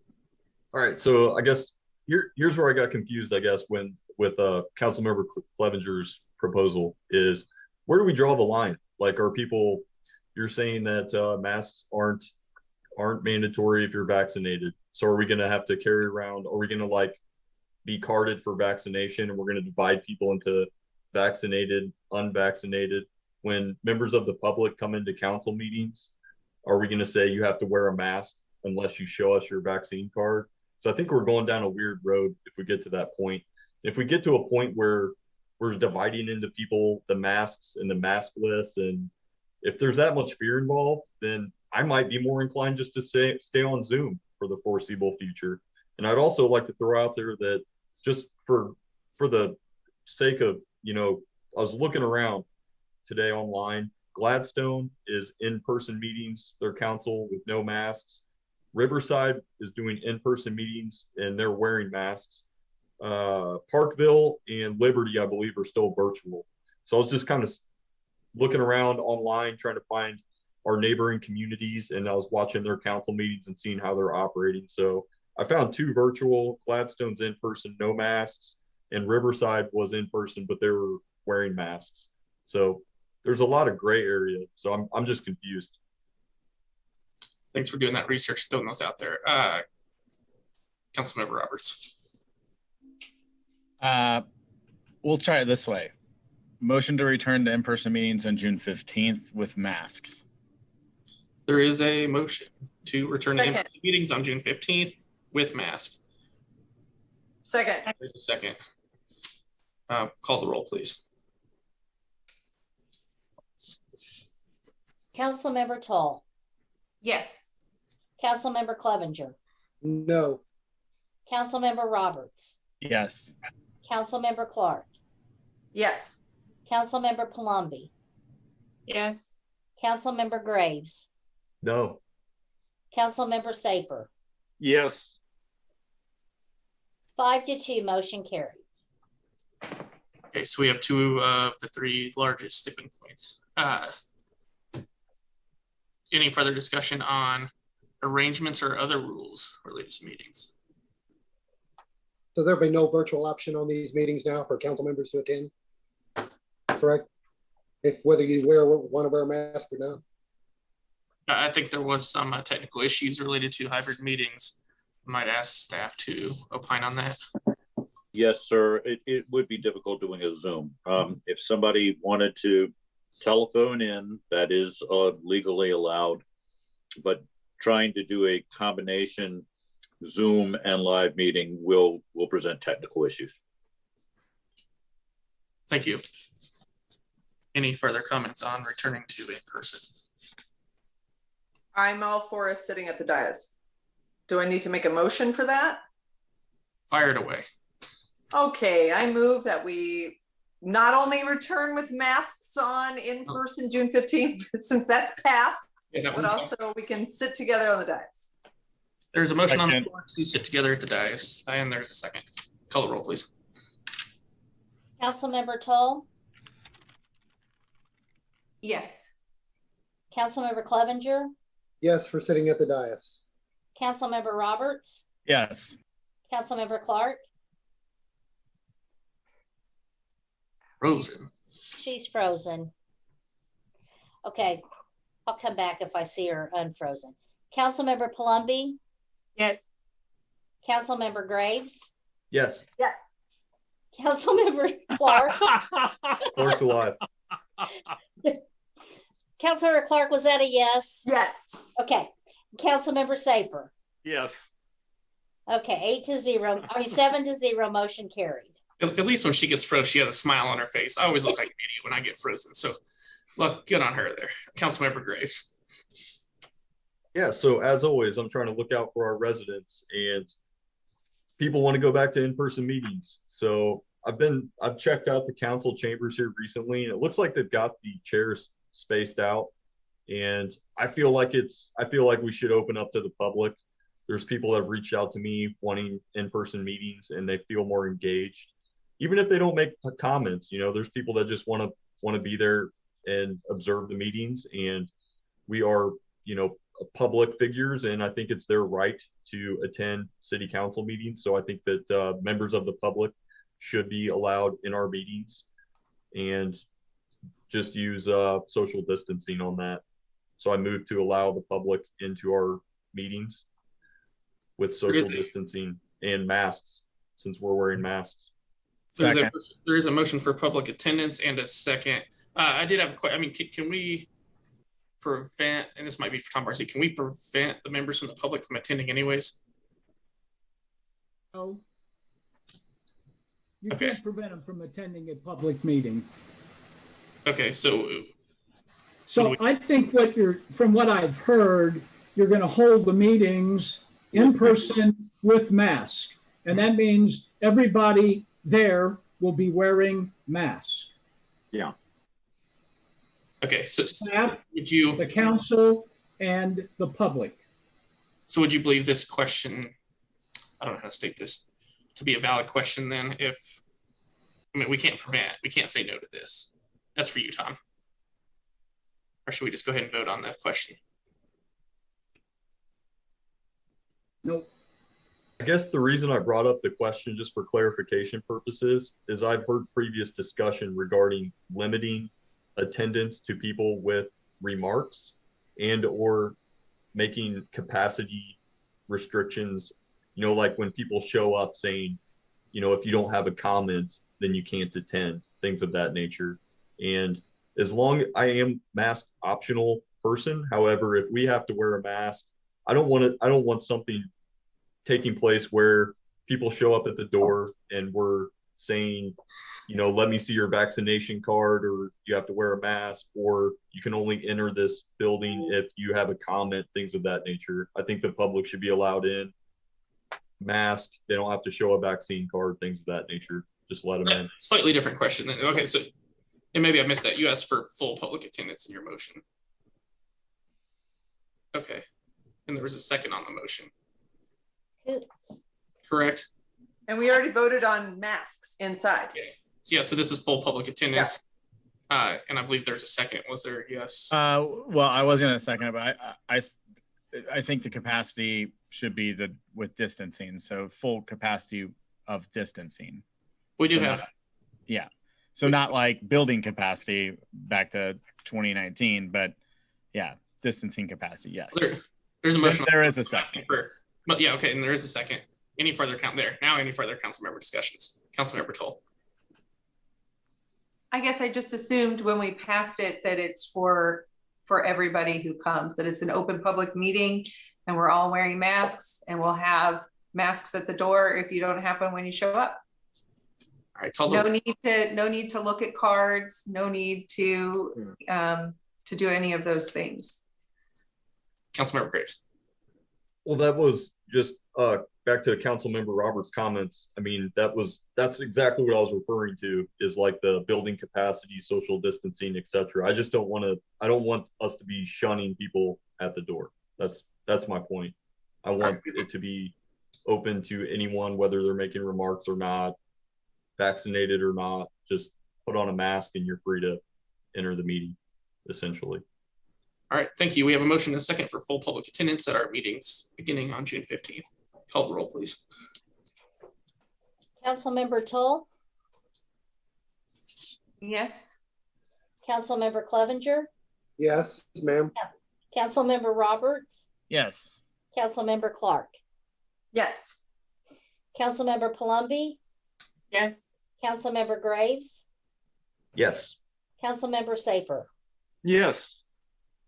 7-0, motion carried. All right, last call for any rules or regulations related to our return to in-person. Seeing no more from council, anything else from staff? No, sir. Next item, please. Number 20, temporary parklet license program. Here. Thank you, sir. I'll call on Ms. Copeland. The City Council approved a temporary parklet license program in June of 2020 as a way to allow businesses to use on-street parking spaces for curbside patios, as a way to address lowered indoor occupancy requirements based on the Clay County Health Department's reopening plan. The parklets that were authorized in 2020 were extended a couple of times.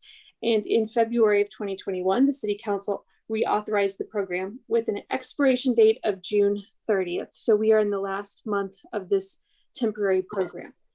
The temporary parklet license allows businesses to convert on-street parking to outdoor patio spaces based on requirements that were adopted as part of the ordinance. Once a license is approved, staff works with the business owner to place barricades that safely divide the parklets from vehicle traffic. Parklets can operate from 7 a.m. to 10 p.m. and furniture use can be stored in the parklet space overnight. The city is named as an additional insured on a certificate of insurance provided by each business that participates.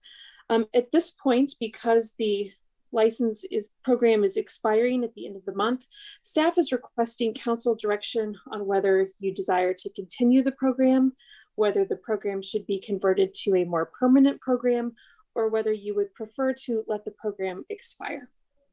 I'd be happy to answer any questions you might have. Councilmember Roberts.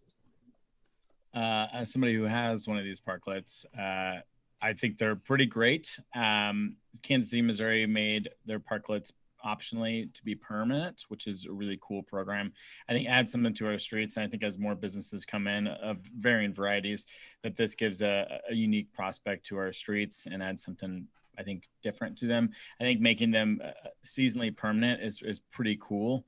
I think whatever that timeline, you know, it's Kansas City, so it's I don't see anybody, you know, sticking around in November.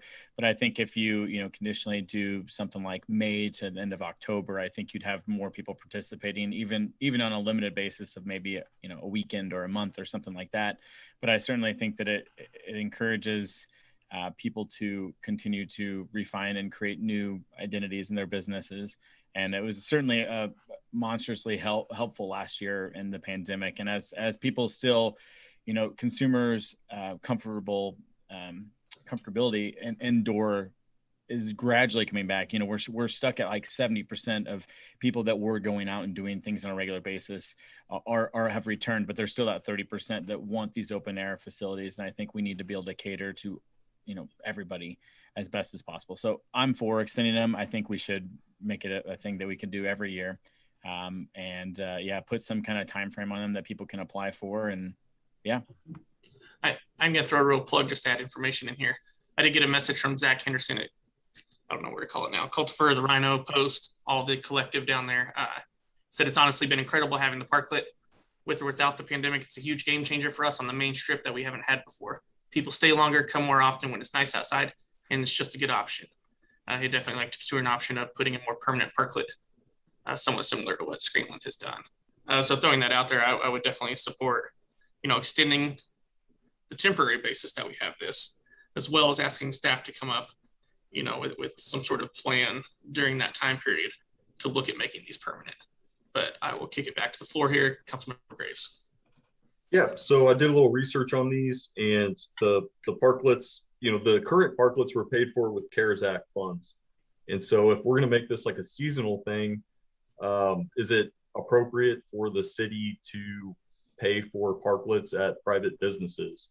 And I did a little research online, and parklets, there are elevated permanent parklets that look more appealing, that are actually like hardscape, like built into the street, instead of people just sitting on the street level, which if you read our memo attached to our agenda, the fire department, our local fire department, has concerns about car crashes because you got people basically sitting at street level. And I'm in favor of more permanent elevated parklets. These temporary parklets, I think it's, you know, I guess this is a question for staff. They were paid for with CARES Act funds. So is this something that if we extend, is there another fee cost associated with this, or do you just leave them put? And could we allow businesses such as Adam Roberts and Cultivar to apply for more of a permanent parklet system? And is it appropriate for the city to pay for it? So we use the CARES Act funding to acquire the barricades that we put up around the parklet. And we continue to own the barricades. They will continue to be available. We do not pay for the furniture or any of the furnishings that are placed inside the parklet. That's a cost to the business. And I would agree with you. I don't think it would be appropriate for the city to purchase furnishings for the business to go in the parklet that's used by the business. I do think that if we were to make this program more permanent, it is more likely that a business thinks about, you know, improved furnishings for that. And I also think that if we were to make this permanent, we would need to think about changing the regulations to be stricter about accessibility, and probably require some kind of floor, or at least accessible entrances into a parklet space, because that's just something that we need to require as a public entity.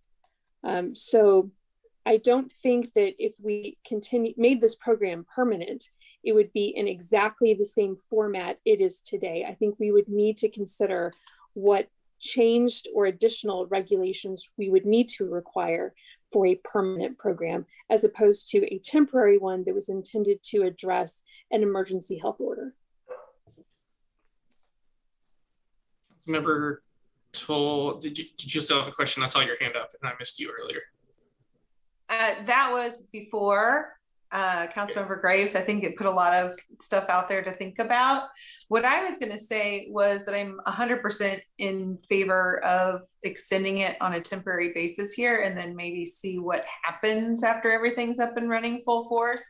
I love it. I would be in favor of having a raised parklet in some of the areas where they've been successful, but definitely at least on a temporary basis moving forward. Councilmember Clevenger. Certainly, I'm in favor of the parklets as well. I've used them, and think it's great to allow these businesses to allow them to expand and have more seating, have, like Zach Henderson said, staying longer and enjoying our downtown, our beautiful Armour Road. That's even going to be more beautiful after the streetscape. So the one thing that I'm in favor of extending it this year for, until we decide when it's not viable this year. Staff can look and come back to us on a more permanent basis. But I do think we need to look at, and once things kind of get back to normal, if they ever do, looking at our parking situation and how we are. And remember, if you make something more permanent, it's less easy to move. Like, my question is, if you make it permanent and it's the middle of winter and nobody's out there, then it's just lost parking that could be utilized, with people going into these businesses, hopefully after they've been vaccinated and COVID and it's all gone. But if you make it too permanent, I like the flooring option, but if you make it too permanent, then, you lose that parking even in the wintertime, unless it's removable somehow. So. Councilmember Roberts. I was going to make a motion to extend this to October 31st of this year, and then have staff come back with what a permanent parklet system would look like at a later time. I'll second that motion. There's a motion in a second to extend the temporary parklet program into the end of October, and also direct staff to come back with, I guess, what was that? Come back with more information on making a permanent program. Call the roll, please. Councilmember Toll? Yes. Councilmember Clevenger? Yes, ma'am. Councilmember Roberts? Yes. Councilmember Clark? Yes. Councilmember Palumbi? Yes. Councilmember Graves? Yes. Councilmember Saper? Yes. 7-0, motion carried. Number 21, award of contract, Walker Road intersection improvements, resolution number 21-034. Eric. Thanks, sir. The fiscal year 2020 budget included an item to improve the intersection of Armour Road and Walker Road, and that project was put on hold due to the COVID-19 pandemic, and the project was rebudgeted this fiscal year. In its memo, staff summarizes the results of procurement for the project, which resulted in the lowest and best bid being submitted by NKC Corporation. The amount is over the amount budgeted for the project, so it would require a budget amendment. At your last meeting, the City Council discussed this project and requested additional information about Cerner's office reentry plans. And we have supplied in our memo in your packet there what they told us. We supplied their verbatim reply, and also requested additional information about future bicycle facilities that are shown in the bicycle master plan in this area, and how that might affect your decision as to whether to move forward with the project. And Ms. Copeland could speak further to that if you had any questions. So now back before you is the question of awarding the contract for this project to NKC Corporation. Any council member comments on this item? Councilmember Graves. Yeah, so just one thought I had when we were discussing this prior. If Cerner does plan on bringing employees back, it looks like they're in, I know members of the public watching this might not be reading the memo that's in front of us. So they're kind of phasing people back, and they anticipate a larger population back in the fall, and they don't have specific return dates. But what if we were gonna, assuming that we were going to proceed with this project, and that when Cerner was at full capacity, there were traffic issues at this intersection, and when Cerner was at full capacity, it was recommended that we do this project. Wouldn't it make sense to do the project before they're back at maximum capacity? It just makes sense to me. If we're gonna do it, we should do it now before they're back at maximum capacity. We wouldn't want the intersection to be under construction while everyone comes back. So if we're gonna do it, we should do it now. It's my 2 cents. Thank you, Councilmember Saber. Cerner's response indicated that they may never get back to full capacity. They don't know at this point. So what we're doing is essentially chasing a bit of a ghost that's had a doubling of the cost since it was originally proposed. It's a kind of situation where we're dealing with a couple of billion-dollar corporations, the hospital and Cerner, for their benefit, and we're spending the people's money for this. That troubles me because, again, with the previous Parklet issue, which I voted for, I like them, but again, we're providing valuable public space, the street, free to private businesses, yet at the same time, we nickel and dime things like public transit for the public good. So I think this is not a time to proceed with this Walker Road project. Thank you, Councilmember Palumbi. I'm going to have to agree with Councilman Saper here. I do think that intersection really does only apply to people going to one of those two corporations, me being included into one of them. But I do think that there needs to be a conversation with Cerner, because it seems like they're going to be the big factor into this, because there's another entry into the hospital that doesn't include that exit that either side of the highway can use, which is the Clay Edwards entry. I do think with this budget doubling in cost, I just don't know if it's necessarily worth what it's going to do, especially with my contacts at Cerner have said that there's like two basic principles for what they're planning on doing in terms of coming back. One is having everybody come back and stagger that into people who they believe to be needing to be within the office space. And then the other rumor that I've heard is to downsize some of their buildings. So, and I don't know where they are in that area, but I feel like this is still something we can potentially table and do maybe in the future. I do get where Councilman Graves is coming from in terms of doing it when the traffic is less than it would be come the fall, but I still don't see this as an intersection that needs to be, I guess, corrected at the moment. Councilmember Clevenger. Thanks, and thanks for that insight, Councilmember Palumbi. As far as that goes, I think, this is something that there's a lot of unknowns. I think we need some more conversations and some more concrete with Cerner. I understand doing it. I mean, that's a valid point when there's less traffic.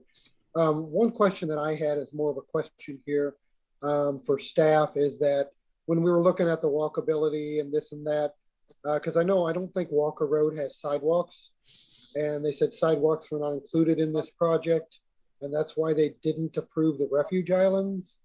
Or is that something that, do we know if MoDOT would approve any refuge islands if we're looking at sidewalking that area as well? I mean, that's a pretty heavy intersection. I wouldn't want to cross it on foot without any kind of refuge islands. So can you enlighten me on that? Ms. Copeland, can you speak to that? Yes, Councilmember, MoDOT would be more likely to approve the pedestrian refuge islands and the cutouts through those islands if there were crosswalks or, crosswalks leading to sidewalk.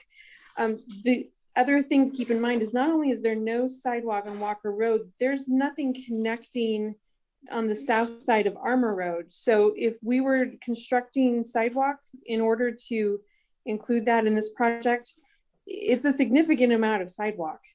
And that would require us to go back to the engineer and have the scope of the work changed to include sidewalk to somewhere in order to connect to something. Okay, thank you. I'm kind of in favor of maybe putting this off as well. It's just my opinion. All right, further councilmember comments. Councilmember Clark, did you have your hand up earlier? Sorry. Yeah, I was just going to reiterate that I think it's, I've had people that work for Cerner reach out to me about alternative transportation options and things like that, that I think this is so reliant on car heavy reliance, and for two businesses that I'm for tabling it for now as well. Is that a motion? Is there a motion to table? I will make a motion to table this item until, next year's budget. We can have a relook once, maybe until October. Second. Motion is to table. Councilmember Mayor DeLong, may I just? Yeah, please. So the bid is only good for a certain amount of time. So really, I mean, if you choose not to proceed, then I would simply vote against the ordinance or the resolution. But essentially, you're telling us that you're not proceeding now. We'd have to rebid. So tabling is not really okay. We won't be able to bring it back to you in October. Yeah. Okay. We already have a first and a second, so the second would have to unravel it. Part two. I'm fine with just saying no for now. Yeah. Okay, you were the second. Okay, unraveling. Back to Clark. Yeah, move to. I make a motion to just squash the project. What verb do you want me to say? To remove resolution number 21034 from the agenda or consideration. Just vote it down. Or do I just say? So is there a motion to award the contract? Is there a motion on the floor to award the contract? There is no motion. The item dies due to insufficient. No motion. There we go. Okay. There's a better way to go about it. Are we done? Baby steps. Are we done? Okay. Is that good? Are we yes, proper? Sir. Okay, thank you. Next item, please. Item 22, budget amendment, Walker Road intersection improvements, resolution number 21-039. All right, so similarly, since we did not approve the last one, I'm guessing we did not approve this one either. Is there a motion? There is no motion. This item dies for lack of a motion. Next item, please. 23, 32nd Avenue crosswalk improvements. Here. Thank you, sir. During the May 4th City Council meeting, the City Council discussed safety concerns at a crosswalk located on Northeast 32nd Avenue between the Northgate neighborhood and the Wagon Trail City Dog Park. The discussion concluded with staff being asked to investigate potential crosswalk treatments that emphasize the presence of the pedestrian crossing.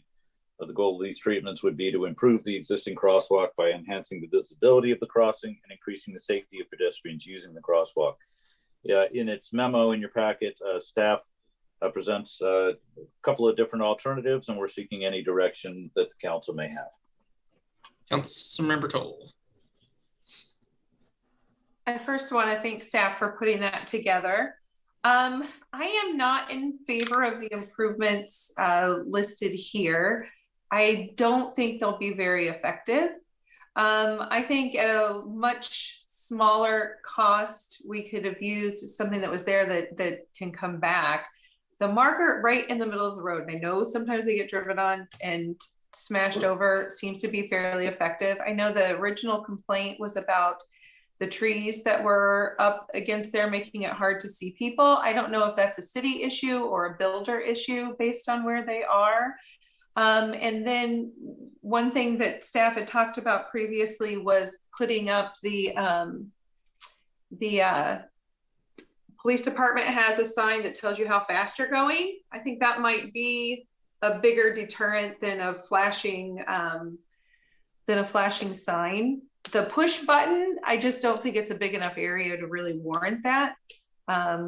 but I did talk to the people that had spoken to me in the neighborhood that had the original complaint, and they were in agreement with that. So that's my feedback.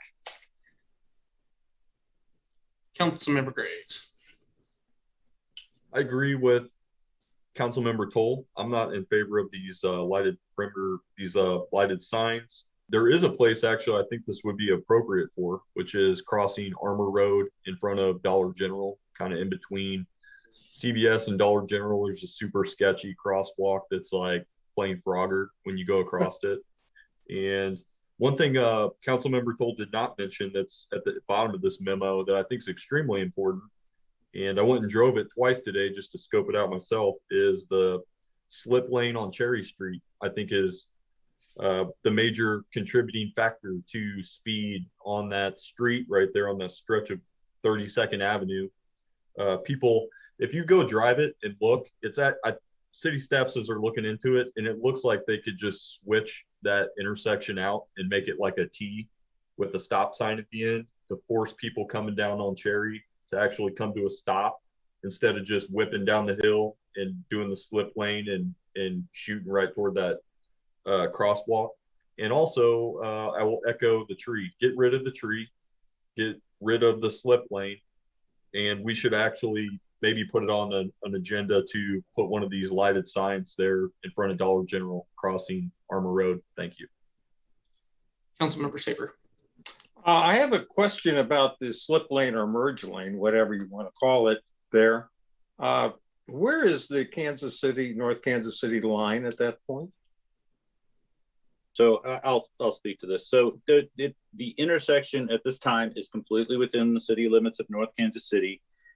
As indicated in the memo, we do intend to come back to you with more information. Okay. But the reason we haven't yet, Councilmember Graves and others, is that we do think that there is possibly some jurisdictional issue with the city of Kansas City when this was turned over to the city of North Kansas City a few years ago. And we think that there might be some infrastructure in the area that might impact this. So we are continuing to look at it, and we will be bringing this back to you in the future, as was stated in the memo. So that's the answer to your question. It's entirely within the jurisdiction, within the city limits, but we think there might possibly be issues. So we do want to get to the bottom of that, and then we will bring that back to you. Saw Councilmember Toll's virtual hand up for a second, but it got answered. It was answered by Eric. My iPad was fully charged, but now I'm on 10%, so I'm turning my camera off. We'll have to hurry up the rest of this meeting here. Any further council member comments on this item? All right, then it looks like we are holding. Staff have any follow-up questions or anything? Well, yes, sir. First of all, I mean, the one suggestion that we've heard during the discussion here, but only from one member, was putting up the speed limit sign on a permanent basis. Now, Chief Freeman did speak to this, I believe, at the last meeting, and did have concerns that kind of sign might become ineffective if used on a permanent basis. And perhaps Chief Freeman, you could speak to that again. No, sir, that's absolutely right. I still feel that way. I believe that the permanent placement of those signs become white noise to a degree, much like the standard blinking sign that was proposed here. That's why I think staff came to the conclusion that we'd be more in favor of that rapid flash on demand type of a sign in that location to get people's attention when a pedestrian was present. Yeah, those things just become white noise. That's why we do like the style that we have, and that's why we move them around. So at this point, I guess, does council have any direction with regard to this? Aside, I've heard comments, but I haven't heard any council direction regarding measures to take at this particular crossing. Councilmember Toll.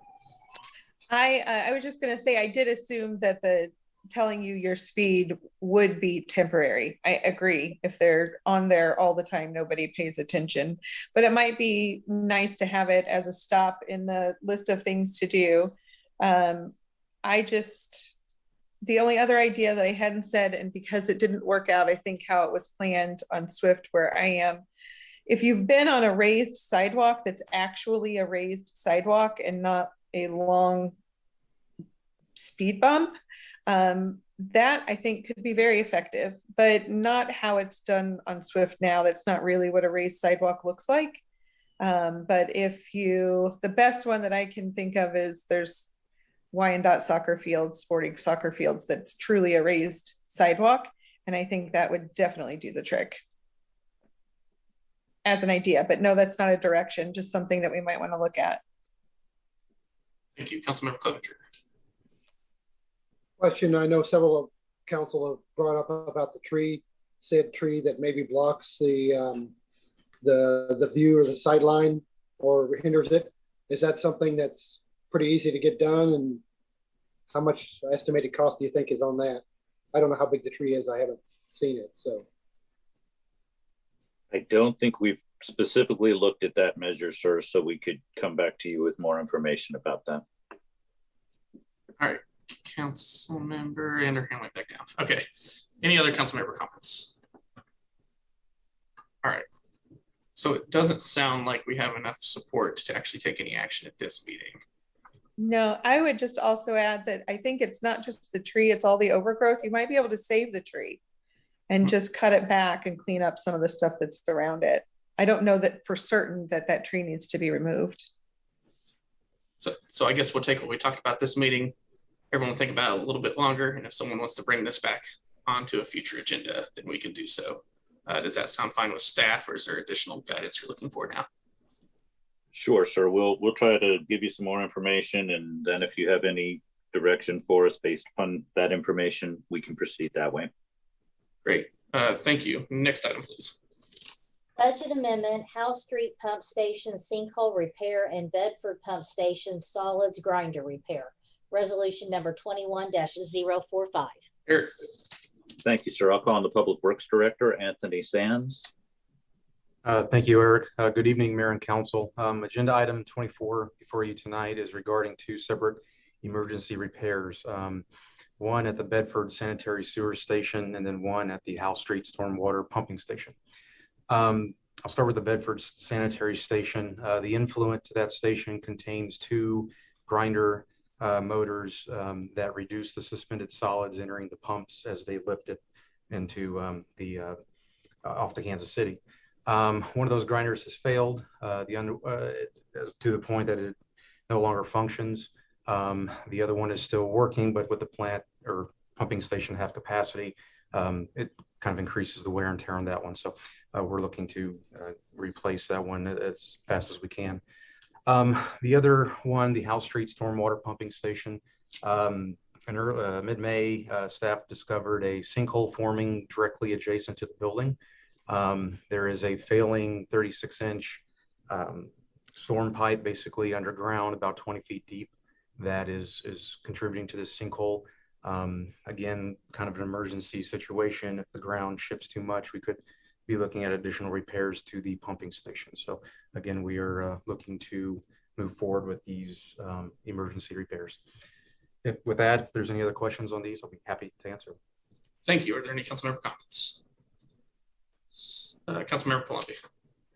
This kind of seems like something we can't really disagree on. Seems like an urgent matter that we probably just need to do, including probably just approving the estimated budget. And then, you know, if staff can figure out if there's a less costly alternative, I'm all in favor of doing that. But these kind of seem urgent and something that we are going to have to do. All right, Councilmember Graves. Yeah, I just want to say this is something that we do not want to try to save a buck on. We are located right next to a massive river that would swallow us if it could, and we are also a old city with old infrastructure. And so I think we should get used to seeing items like this on our agenda. And I would encourage Public Director Sands to bring items like this to us as quickly as possible so we can stay on top of it.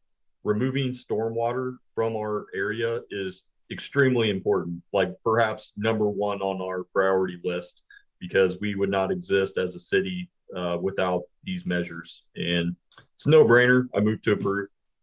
Second. There's a motion. Second, call the roll, please.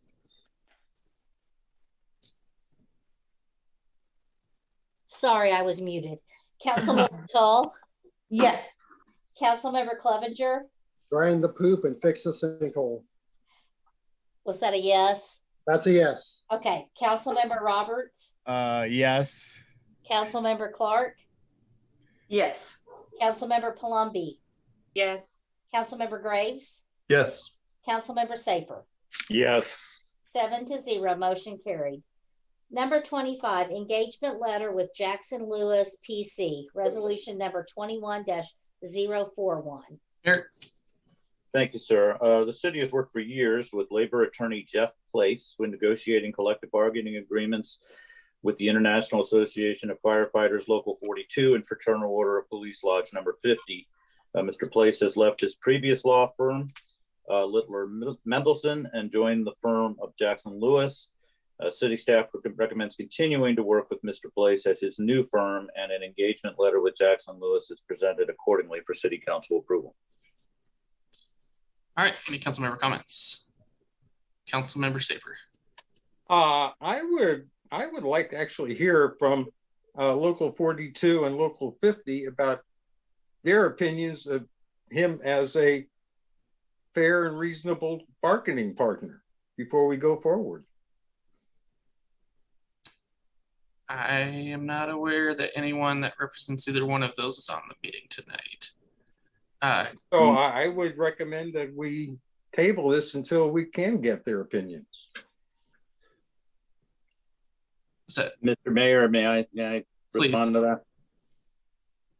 Mr. Place, he represents management, the city, the governing body and management. I mean, I don't, with respect, I don't really think that it's an appropriate thing to ask the unions to comment on what attorney is representing the other side in a collective bargaining arrangement. They have their own personnel, and the city has its, and I don't know why we would ask the unions what they think about this. Councilmember Saper. The reason being that it would help remove some of the intense, potentially adversarial relationship if the union feels that he is a fair and reasonable bargaining agent, or if they think otherwise that he has not been. It could create problems in future bargaining. Councilmember Saper. That was it. I'm sorry, Councilmember Saper. Oh my God, did it again. Councilmember Clevenger. I'm looking at you and I'm pointing now. It's getting late. So just a little bit of institutional knowledge. I think the last couple of contracts with the firefighters union and the FOP have been pretty smooth and haven't taken a lot of time or issues. So I mean, those have gone pretty smooth.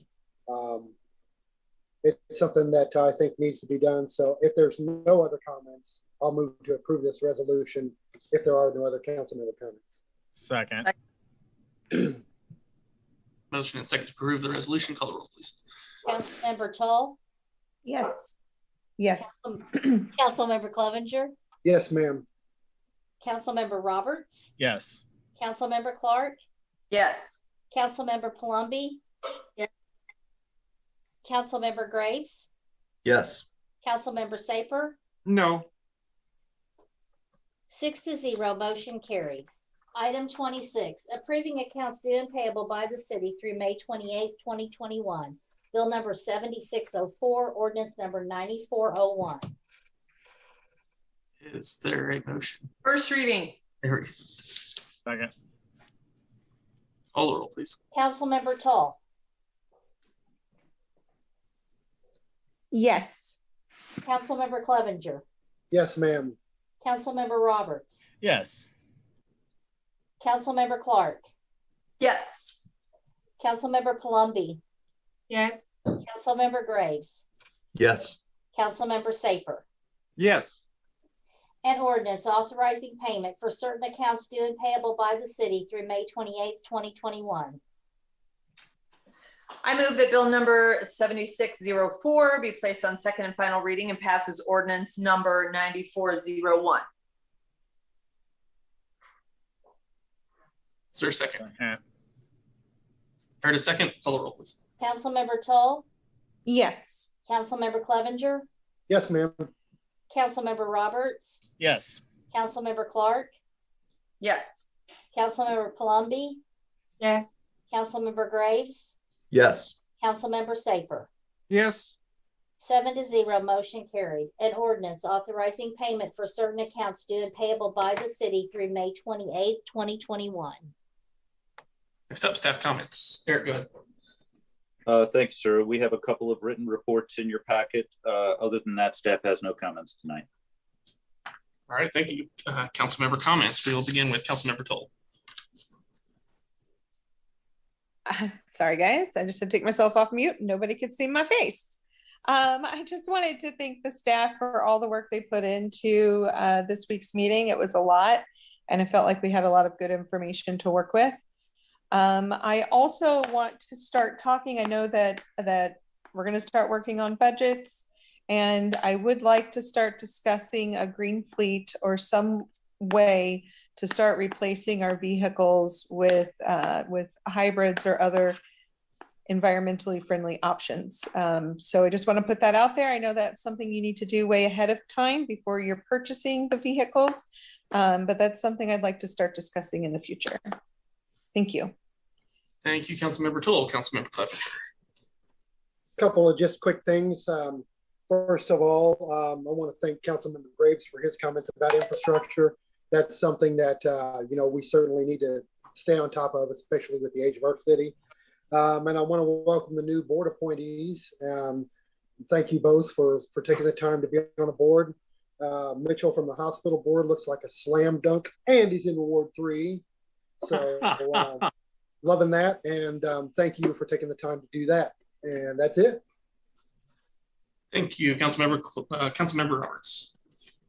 I also want to say thank staff. This was a heck of a meeting, and everybody in the council. We did it. It's only 9:12.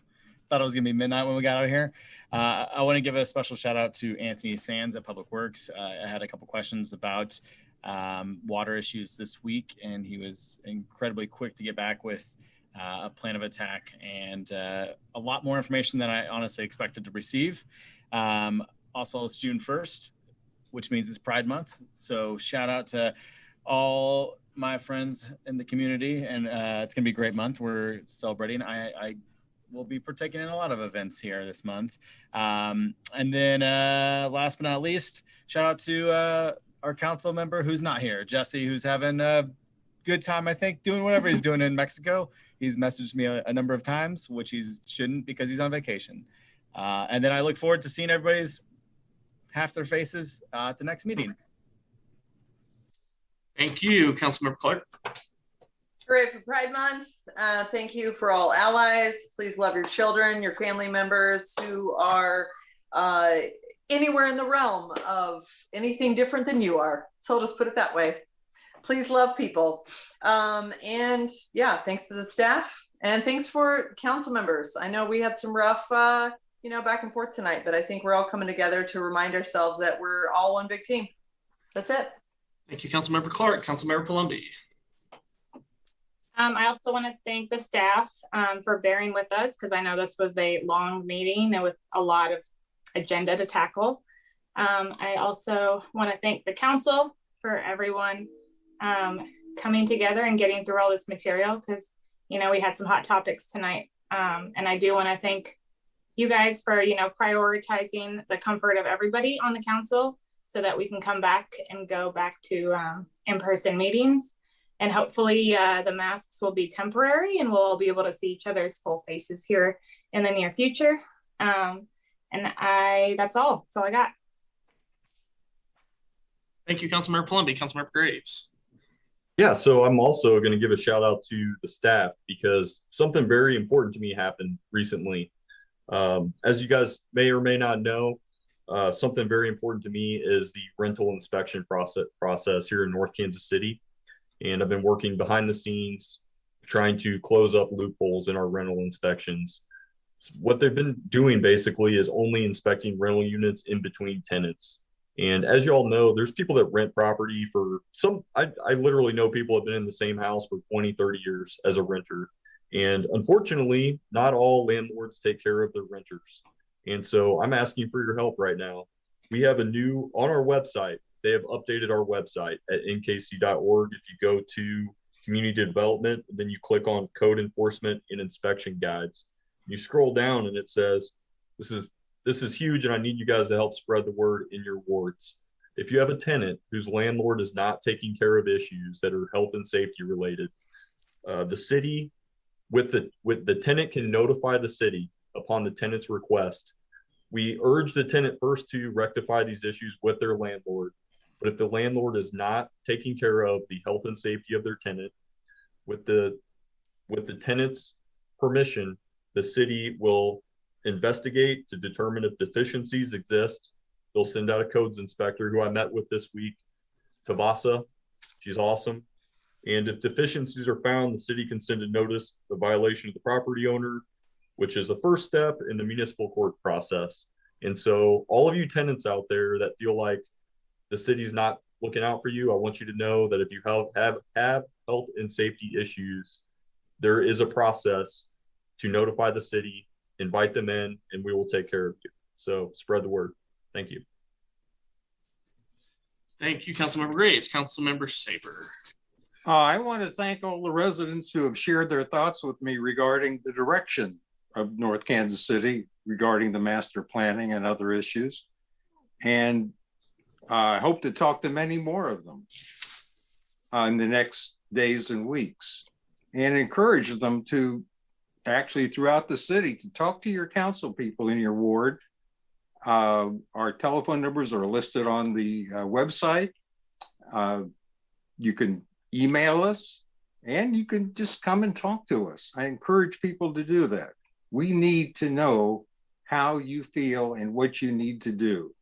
To do that, you need to talk to us. And we need to talk to you. And I'll be going out daily talking to people.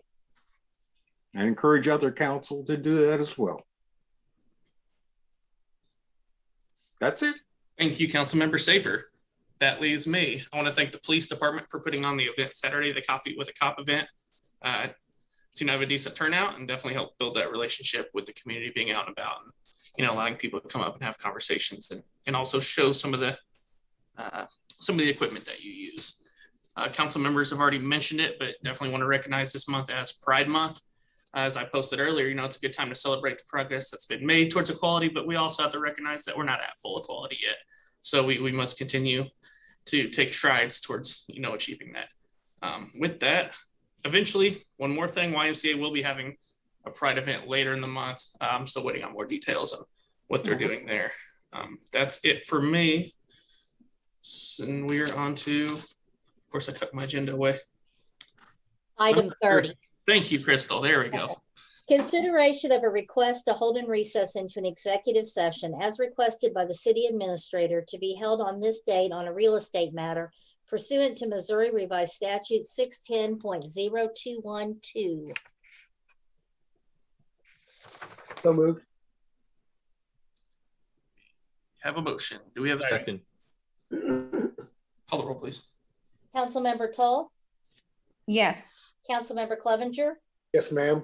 Councilmember Roberts? Yes. Councilmember Clark? Yes. Councilmember Palumbi? Yes. Councilmember Graves? Yes.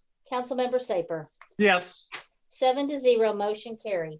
Item 31, consideration of a request to hold in recess into an executive session as requested by the city administrator to be held on this date on a real estate matter pursuant to Missouri Revised Statutes 610.0212. So moved. Second. Call the roll, please. Councilmember Tull? Yes. Councilmember Clevenger? Yes, ma'am. Councilmember Roberts? Yes. Councilmember Clark? Yes. Councilmember Palumbi? Yes. Councilmember Graves? Yes. Councilmember Saper? Yes. 7-0, motion carried. Item 32, consideration of a request to hold in recess into an executive session as requested by the city councilor to be held on this date on a litigation matter pursuant to Missouri Revised Statutes Section 610.0211. One more time, so moved. Second. All the roll, please. Councilmember Toll, Yes. Councilmember Clevenger, Yes, ma'am. Councilmember Roberts, Yes. Councilmember Clark, Yes. Councilmember Palumbi, Yes. Councilmember Graves, Yes. Councilmember Saper. Yes. 7-0, motion carried.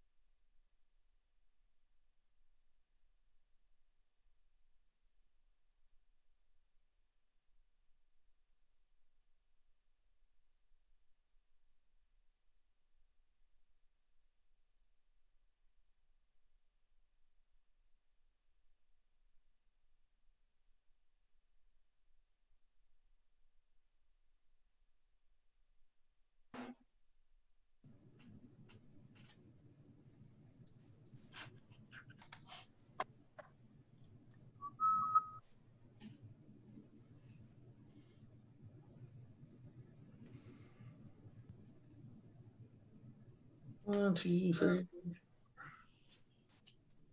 I appreciate that, guys. Thank you. I see. Oh, did it already happen? Nope. To adjourn. No, go ahead and adjourn right now. Second. All right, we are adjourned. I vote no. Aye. Oh, Good night. Good night, everybody. Good night. Bye, all.